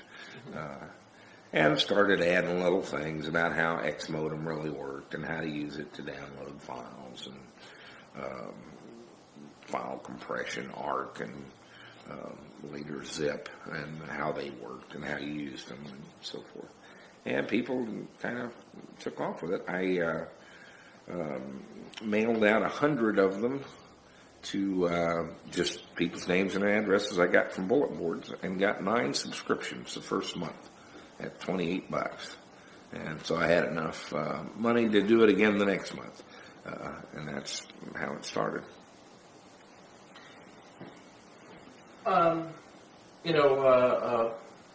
Like you said, Boardwatch starts out somewhat technical in nature. I mean, here's the numbers, here's some computer ideas. At some point, it actually kind of grows into a more, I don't know if political is the word, but it's certainly a more social approach, more about here's where things are going, and you need to know about this, and you add columnists who give, in some cases, futurist opinion pieces and so on, where there's, did that come from anywhere? Did that trend starts happening with you? Well, understand I did about 135 issues at Boardwatch.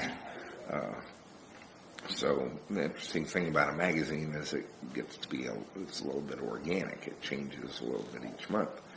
Mm-hmm. It started as I think 16 pages, finest xerography available, and at the time I sold the company, we were 168 pages, 4-color monthly. Did 4 directories a year. Technical information, in conveying it, there's 2 approaches. One of them strives for efficiency, the maximum amount of information per unit volume. And we did that in a strange way. In those days, computers were viewed as primarily useful for 3 functions: word processing, spreadsheets and databases. I kind of seized on a fourth function and found kind of a mentor in this in John Dvorak, who then was a columnist for InfoWorld, later PC Magazine. I thought they were for communications with these modems, but a computer just became much more useful when you exchanged body fluids with another computer. As part of the read, what we would do was take everything mentioned anywhere about using a computer and a modem and condense it. It was sort of a Reader's Digest of, this magazine would have 2 little bits about this, and this one would have a couple of bits about that, buried in all the talk about spreadsheets and databases and so forth. I mean, at the time, there was 50,000 people online worldwide. It was truly a marginal application of the personal computer. So we just pull it all together and actually shorten it. So BoardWatch had lots of little bits, just little sort of mini paragraphs. Magazines per se exist to sell advertising. And they're reluctant, even in doing a story about a product, or they were in those days. We actually sort of changed this mold. It was considered heresy in publication to mention the address or the contact name for a product that you were talking about in the magazine, because that was giving them free advertising. If they want to do that, they should buy a page. Well, we started out, we didn't sell advertising initially. It was entirely reader supported. So I had all these little blurbs that were had the contact information where you go to get more of the story. This is just a paragraph that this company has done this thing, and it's kind of interesting. And here's, their phone and fax and mailing address and so forth. We didn't have a World Wide Web at the time. A BBS number if they had it, And so that improved the read because it became a condensation. Take a whole lot of information, put it all together, but boil down. And it becomes an interesting read because you get 2 or 3 items you're not interested in, but then the 4th one you are. And so that technique worked very well. The other problem in conveying technical information, like descriptions of X modem or Z modem, or how ARC compression works, or how constellations and encoding of symbology works to increase data rates. And I was really quite good at this. I had a technical background and could write well, and in fact was a technical writer for some of the largest defense contractors in the world, and was one of the top technical writers in that field. There were certain restrictions on that, particularly in DoD, and how you can do it. In BoardWatch, I could do it any way I wanted to. If I tell you that this wireless 802.11g item that I'm looking at right now will do a 54 megabit data rate, that's sort of a dry kernel of information. If I tell you how it did it, it can be very dry. If I adopt a position on whether it should do it at all, it's a little bit easier to convey in a entertaining fashion, one that you'll remember. And if I describe to you the politics of how they came to that encoding scheme and who the guy is that did this and why he was almost knifed by his own employer because that wasn't really the politic thing to do at the time, then it becomes a story. And you'll learn a whole lot about 802.11g as a unlicensed band data medium. But what will cause you to read it is my opinion on it and a story about a person. And so very early on in BoardWatch, we developed a theory that a number of things. One of them is that computers should be used for communication, not just word processing, database. But the other one is all stories are people stories, which is essentially what you told me sitting down for this interview that you'd found in doing that. It's not just about bulletin boards, it's about people. And we found that very early on, too. Every innovation had people behind it. And the people stories were more interesting in some ways than the innovation. But it certainly made the innovation easier to understand and more memorable. It would stay with you when you knew the whole story of how it came about and why they did that and, that sort of thing. So I basically started a publication on pieces of paper done at home and photocopied and learned to do the magazine business and the writing of it from scratch. And along the way, to make it interesting, I had to develop some of these theories, and it was a marvelous laboratory because I got to put it out that month and see what the reaction was. And in a small community like bulletin boards and with the electronic feedback, I knew pretty quickly what worked and what didn't. So we developed opinions almost as a necessary part of conveying technical innovations, and to further make them interesting, we told the story of the people behind them. And you could read Boardwatch for a long time and not pick up on this. It felt like you were reading technical information because it got we didn't do puff pieces and press releases and so forth. If we were going to do a story on X modem, you could write your own when you got done reading it. We did a description of how to configure Microsoft Windows with Trumpet to get on the internet that we probably sold 100,000 copies of that magazine over the next year to internet service providers that would give them to their customers. So to get them to through the process, which then was very icky. It wasn't like XP today that you're automatically on. You had to go through a series of totally nonsense things to get it to work at all. So that's the type of story we tackled. But along the way, being opinionated was almost a professional gig. If I didn't have an opinion about it, it didn't cause any reaction in me and probably wasn't important and no one would be interested in it. And if it did, I'd go ahead and put it in there. There was no pretense at editorial objectivity. It was, this guy's developed this and it's a stupid thing and it shouldn't be done and he won't last 6 months.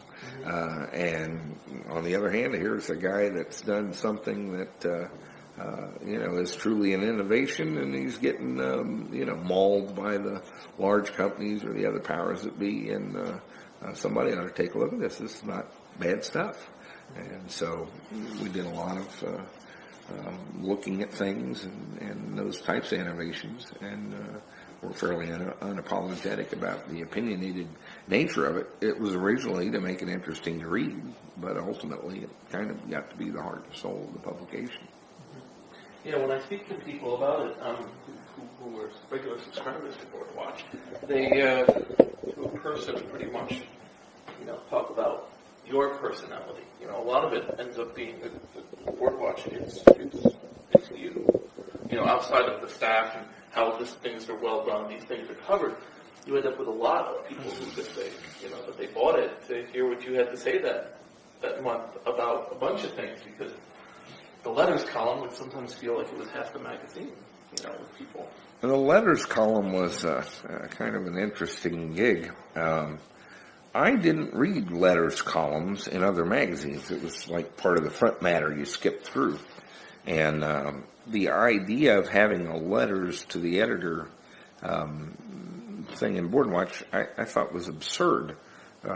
These people all discuss things every day in their electronic forums, various message areas and topical things. They could get in a battle royale and have 4 or 5 messages go back and forth in 5 minutes. We published monthly. We first had to knock down a tree, kill it, crush it, turn it into paper and smear it with ink, and then mail it to somebody, street mail. So how would this work? Jim Dunmire, kind of an Amish fellow who ran a bulletin board system out of a barn in Ohio, insisted basically that I added letters to the editor section. And he kept sending me letters that he wanted me to publish in the magazine. And so we had a kind of a spare page as the mathematics of paper work out. And so I stuck his letter in there and a response of why I thought it was a goofy idea to have a letters to the editor section, but now he has one. The reaction was that over the next few weeks after that came out, we got a whole slew of letters to the editor wanting to be in it too. Well, I didn't know. I truly didn't know that in the letters to the editor section, the editor didn't write back. I'd never looked at one in my life. So this is like a pretty big increase in the workload here. Now I've got this letter. I've got to get it in the thing electronically. And it might be scrawled on the inside of a milk carton. And then I've got to, come up with some reply. And, it's most famous for the opinions and so forth, but we actually put a lot of effort into that. There were a lot of people, constantly new people coming in contact with this and other things that wanted to know something technical that no one had ever brought up before.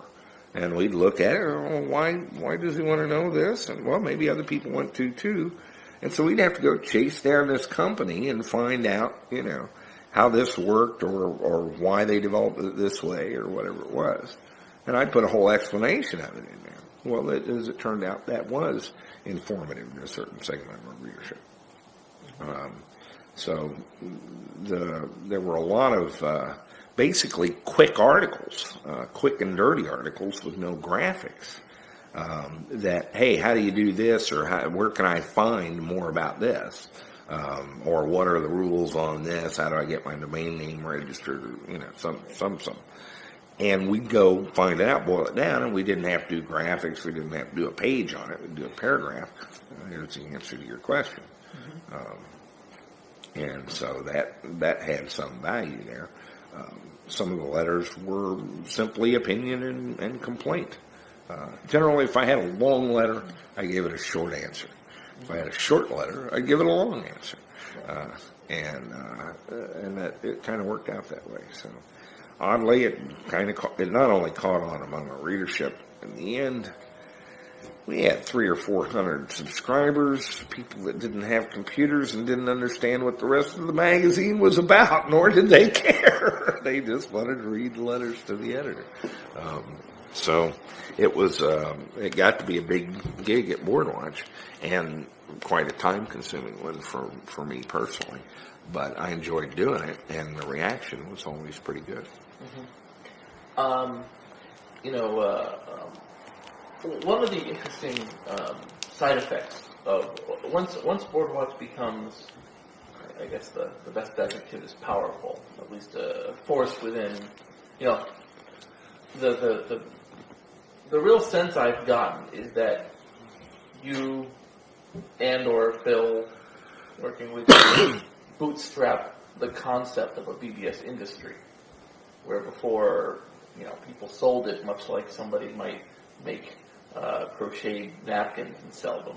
But, mm-hmm. You're like, no, there's a bunch of you, you're in competition with each other, you mm-hmm. have features, there are things that should be expected of all of you mm-hmm. To produce in your software and so on. That there's this, that it changes the nature of it.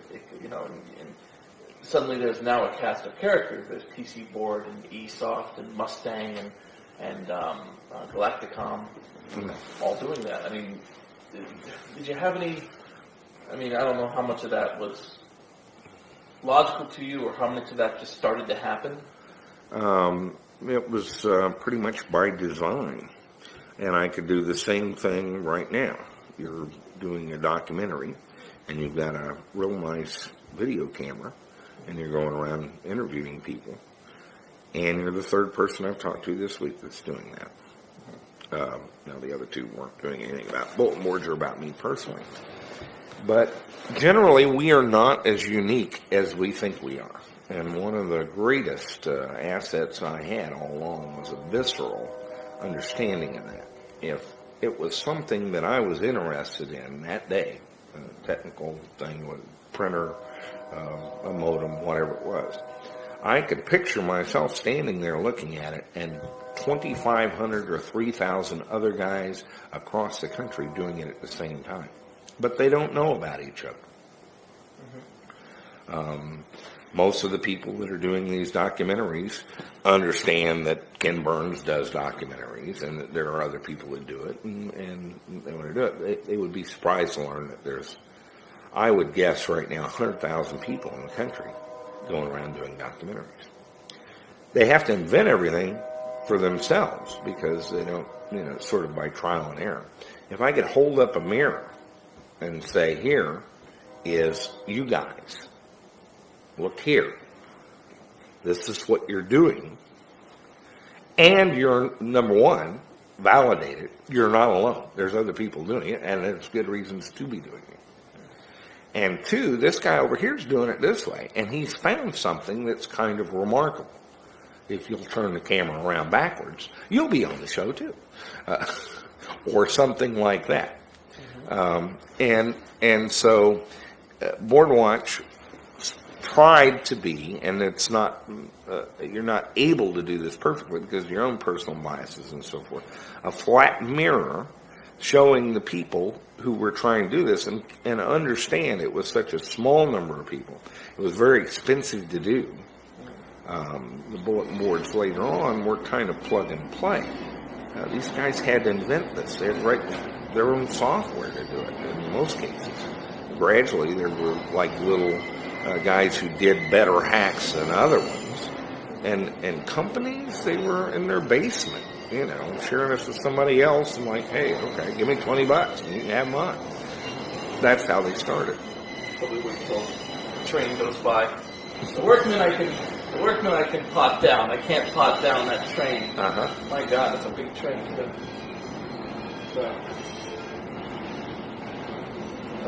That always struck me how, it seems so much in history that they end up with the most beautiful parts of the country. They put the trains, the train you can see it. Well, for me, my grandfather worked for the Cotton Belt Railroad for 30 years. I love the sound of the freight train. That's why I live next to it. I can sit here and watch the trains go by, riverboats go by, and traffic on the bridge. It's sort of one man's treasure is another man's trash, Well, my wife and I, we chose to live, along a road route, because we like noise. We like, she's from a city and I'm from a city mostly, and we both go insane on a farm.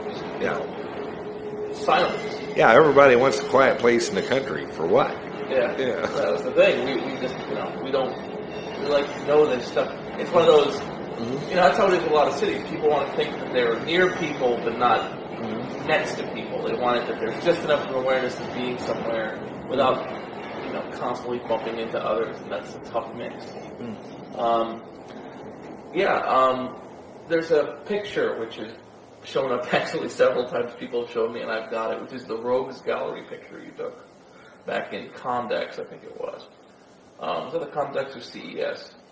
Where it had, two guys from Mustang, it had Fred and Terry, and you took this shot. These people had never met before this.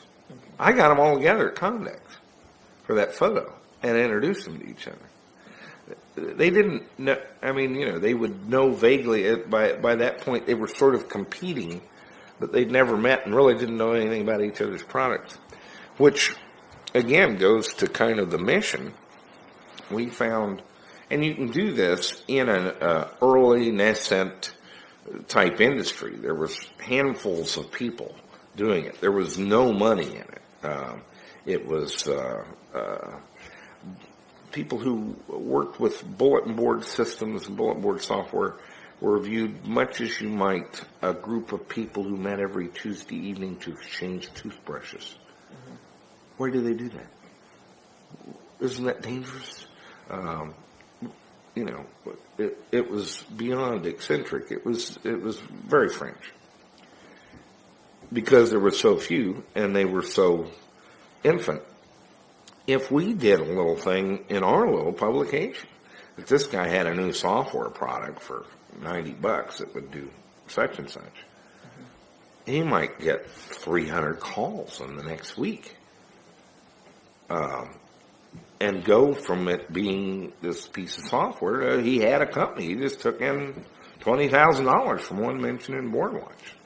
So we could affect things, and our mission was really a pretty clear vision from very early in this publication that there should be more of this. I had a vision that the entire world should be connected, and literally a proverbial grandmother in India should be able to weave pot holders and sell them to people in New Jersey, and it should be quite inexpensive for that communication and that link to take part, so that we would move to a world where instead of having enormous corporations who dominated the television space with huge advertising budgets, and that was capitalism or entrepreneurship, that anyone should be able to sell anything to anybody, and that the costs of getting the news to them and affecting the transaction should be sufficiently minimal that you could start something in your home and sell, vacuum cleaner filters or something. Mm-hmm. By the way, I won. You get on the internet, and I bet you can find a guy that does nothing but vacuum filters. And we'll have every filter for every vacuum, and, you can enter a credit card number, and your vacuum filter will show up in the thing. And that was precisely the vision. So with every issue, with everything we wrote, with everything we did, I knew where we wanted to go. And most of these people, that's where they wanted to go too. Our main technique was not to do any of it. It was to hold up a mirror so they could see each other. It's sort of a version of standing on the shoulders of giants. Well, when you're down in the swamp, it's just to get some oxygen first. Again, if you knew the techniques that other people were using to do documentaries, it short circuits a lot of the research and trial and error. And in fact, you can get in touch with other people and discuss the techniques with them, and that's how it worked.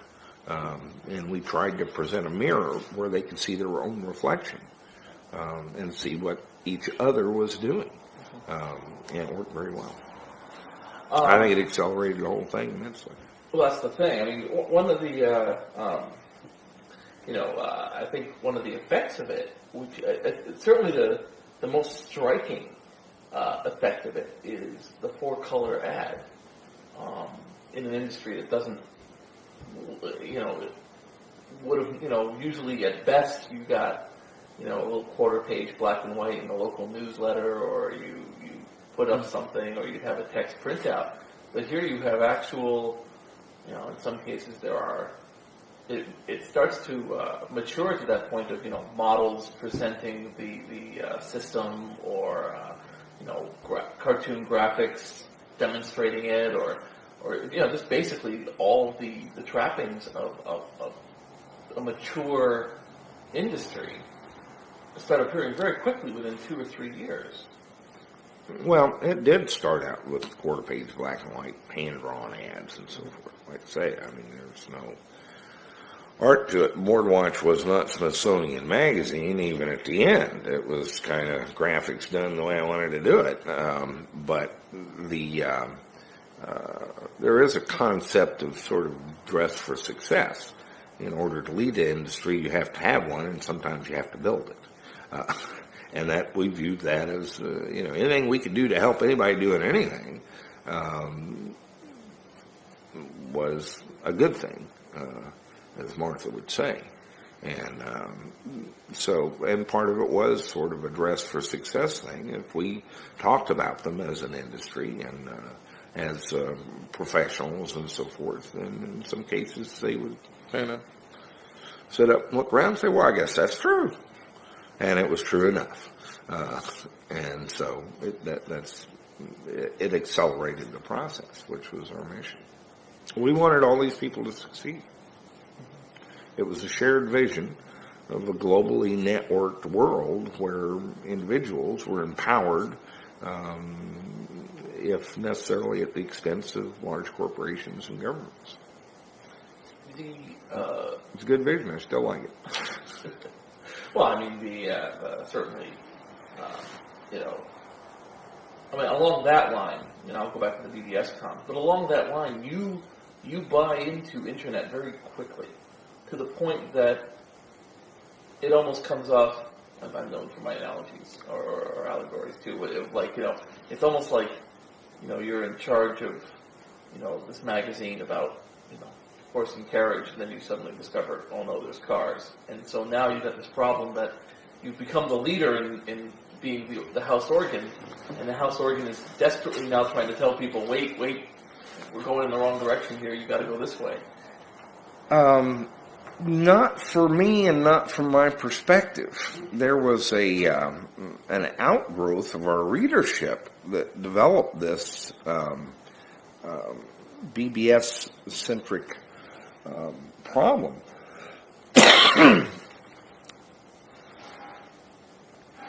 I never bought into it or had the struggle.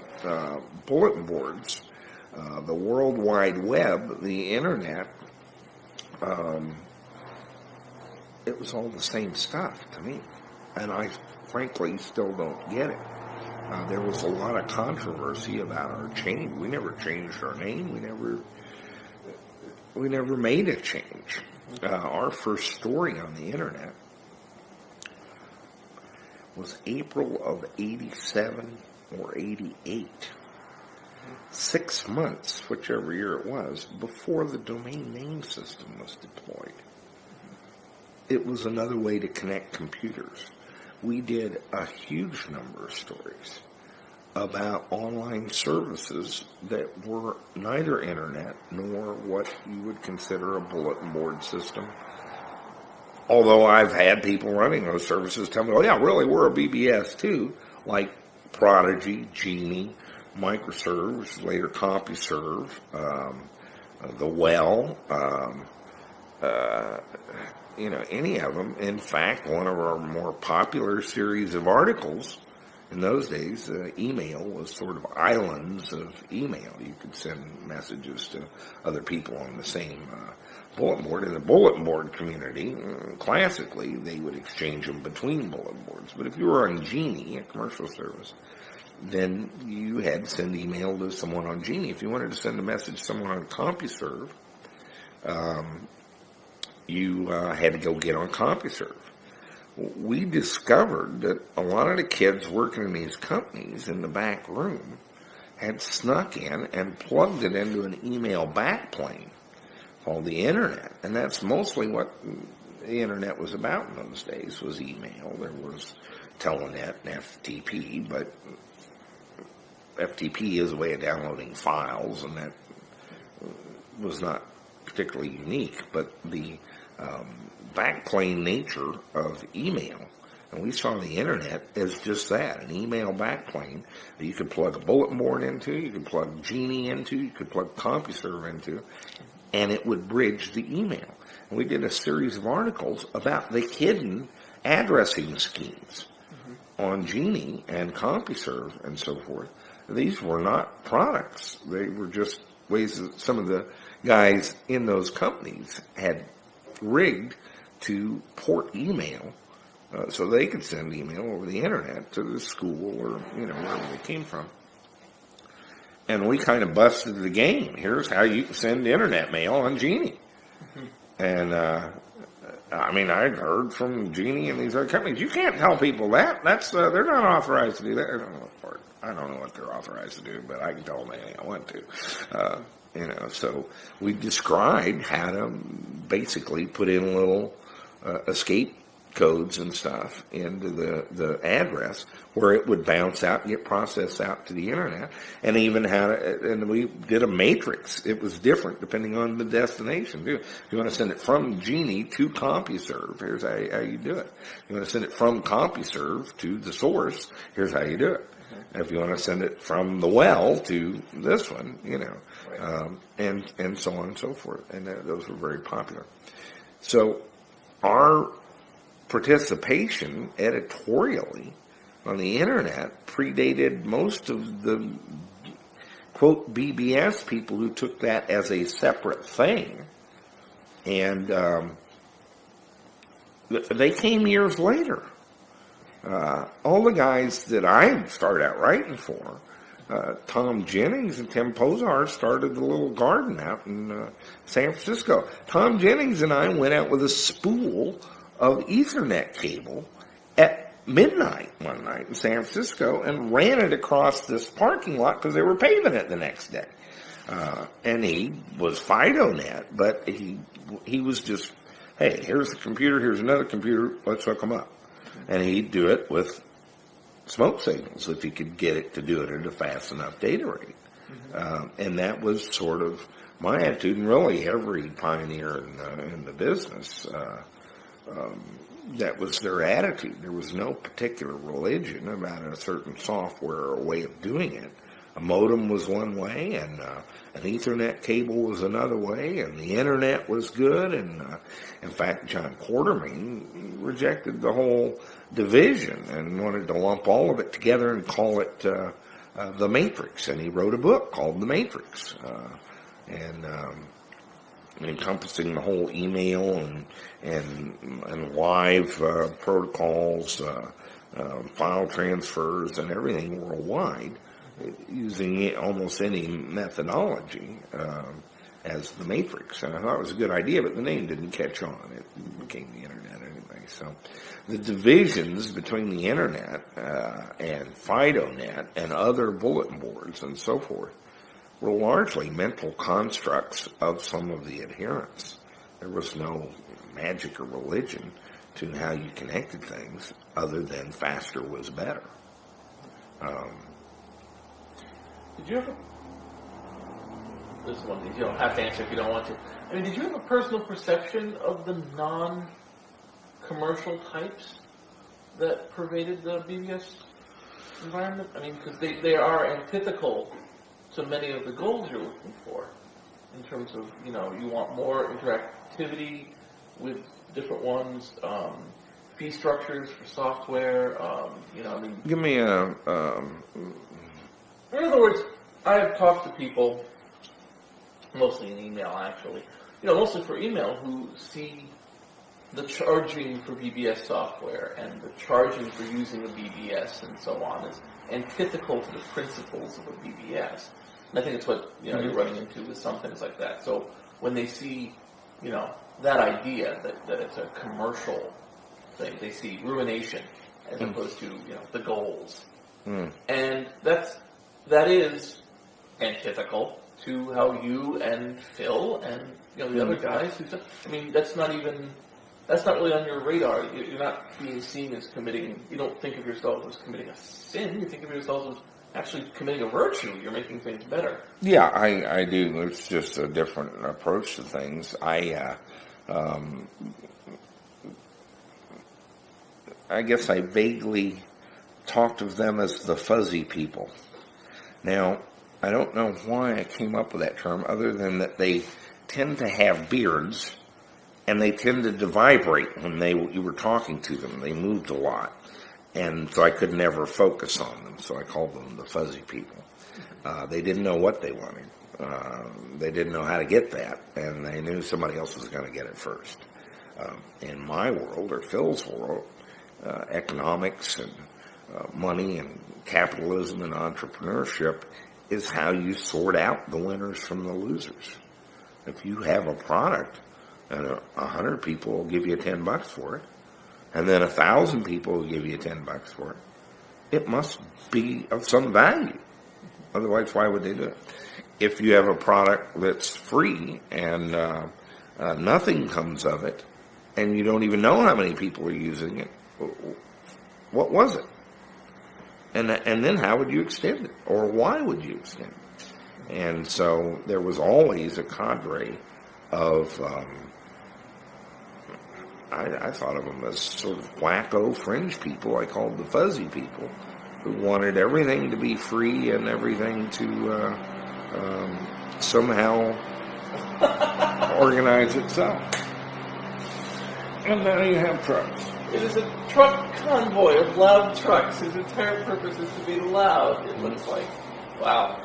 So I never did understand them. We got to where we accommodated them. Sometimes they would show up coming to BBS Con or ISP Con and want to organize things and have a club. And I'd look at it. I still didn't get it. But okay, well, I'll tell you what I'll do. Here's a room.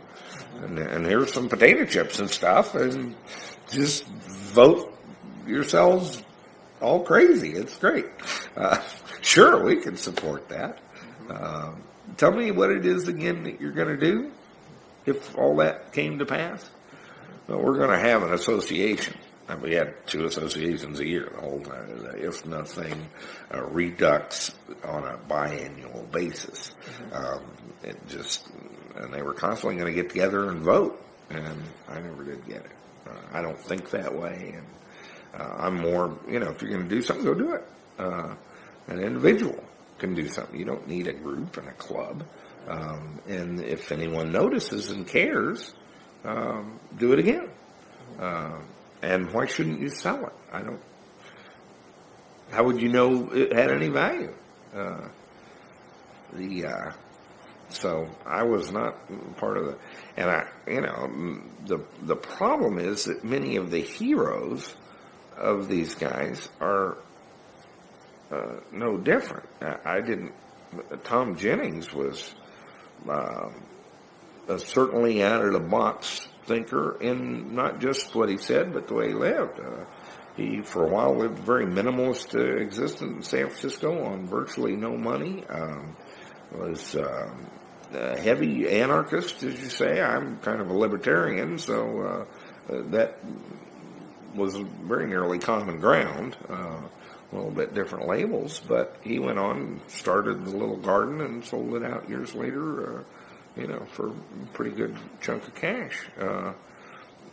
Allowing him, the last I heard, to go off and work on his propane car. That's so.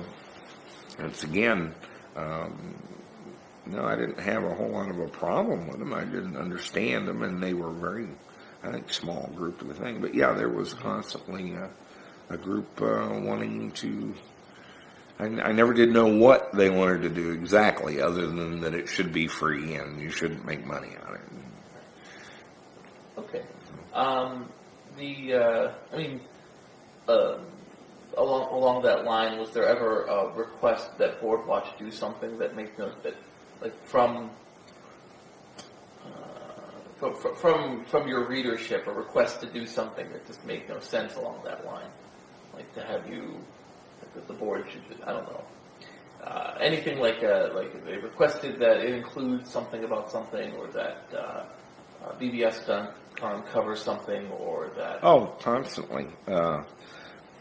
Again, everybody in this emerging industry or emerging movement, and I think it was more than an industry. There was some fervor there among everybody, with different variations of a common vision, and an immense number of people that contributed to it. And we were constantly in the position of individuals wanting it to go more toward their version of that vision. And this one thought it should all be this way. You can pick anything. The PC board people in Mustang Software thought that to do a multi-line bulletin board, you should have multiple lines and a computer on each one of them hooked up with a LAN. Phil and TBBS and Galacticom guys, why would you do that? You should have one computer and it should service 64 lines, 128 lines. 512 lines off one PC. And they make it more or less do that. So everyone had some version of their vision as sort of the man in the middle, or the guy holding the mirror. It was a constant influx of, no, it should be held a little bit more this way. No, it should be held a little bit more this way. No, it should be a little bit more that way. And that was just absolutely part of it. I never really chafed under it, and I understood the dynamic and didn't have a problem with it at all. That's the basis of human nature. And one of the most rewarding things for me in doing all of this was that over a period of 12 years, I saw many products introduced. I saw many good ideas introduced that failed, some flawed ideas that succeeded, and got kind of a ringside seat to see both the ideas, the products, the execution, and the people involved with them all happen. And I learned that things happen mostly because people want them to. And that the human beings involved are more important than whether the idea was good or even whether it was particularly well executed. And that did get me kind of in tune with what people were going to want, what would work and what wouldn't work, and what needed to happen for a particular thing to work. By the end of that, it was sufficiently tuned, people thought I could tell the future. And to this day, I mean, I get calls from people wanting to know, well, what's going to happen next. And I can't say that I ever had any gift of prophecy in a mystical sense, but I did understand the drivers, the human desires and wants and needs that would make this go this direction as opposed to over here. And that was very, but I actively and at some extensive daily effort studied that along the way. That's kind of what I got out of Board Watch. Why do things work? Why does one thing work and another thing doesn't work? And, how does that work? Well, you certainly have, you certainly have a reputation of being prescient because a lot of the things you guess come true. And most markedly, you sold the magazine. I mean, it compresses when people think in people's minds, it's almost, you sell the magazine just before the bottom completely drops out. There's actually maybe a year or more go or two before things really start to go sour, but it really feels like you were like pushing for everything, and then you were like, bye. And it was, and then when you do it, and the guys who grab it, it's like, the gold coins turn to dust in their hands within a couple of years. Yeah, and it's not in my commercial interest to dissuade anybody to any of that, but on my departure, I said all along, once it's built, I'm not interested in it. And a lot of the things that you've heard and are relating is there's a pioneering aspect to this, and then there's a plug-and-play version. Once bulletin board software per se is something you can buy at Best Buy or Software, etc., and put on a PC and for a few dollars have a bulletin board system, I don't have any interest in that. When it's being developed and nobody knows what it's going to look like in the end, and it's got dynamic individuals who are doing this on a shoestring and writing code into the night, it's fascinating. I live for it. The internet, the bulletin boards, the making the PC a communication device, we won. Now, will there be further developments? Sure. I could write articles about the internet forever. But at some point, it's anybody can do this. It's a commodity at that point. At one point, the most common question we got on the phone was from money people and investors and so forth wanting to know, well, how do they make any money doing this? And I tell them, well, they don't. And they go away. Well, one year they did. And all of a sudden, it got to be Wall Street money guys that were on my phone mostly, not technical innovators and entrepreneurs. People were raising $100 million on a 16-page paper plan for something that was goofy. It was done. It was a stupid idea and nobody needed it. At that point, I'm kind of out of here.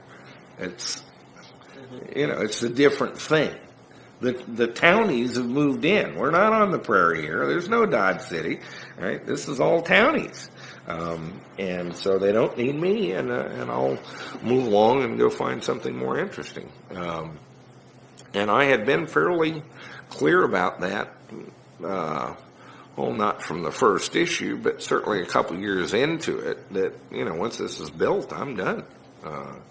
And it reached a certain level of built, and I had too many employees and too many lawyers, and my own company had gotten too big for me. I didn't enjoy being there anymore. As to it turning to a sack of dust after I sold it, it was purely a function of execution.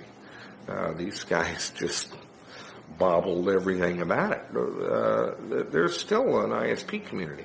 In fact, I'm looking at it right now as while there was this big bubble that I got out in '98, and within a year it was starting to come unraveled as far as the internet and money thing and the stock prices and so forth. I think we're past that now, and there's a huge opportunity out there. I went to a conference of wireless internet service providers a couple of months ago, at a huge energy level, and dramatic things that are being done with radios that weren't designed to do that, guy. And they're supposed to transmit data across the room, not 70 miles across the valley. And they're doing it. So I think that if you want some more prescience by the end of this year, this wireless thing is going to eat all in its path. It's just about to explode completely.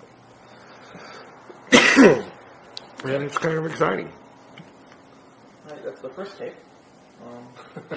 You can go as many tapes as you're comfortable with. Any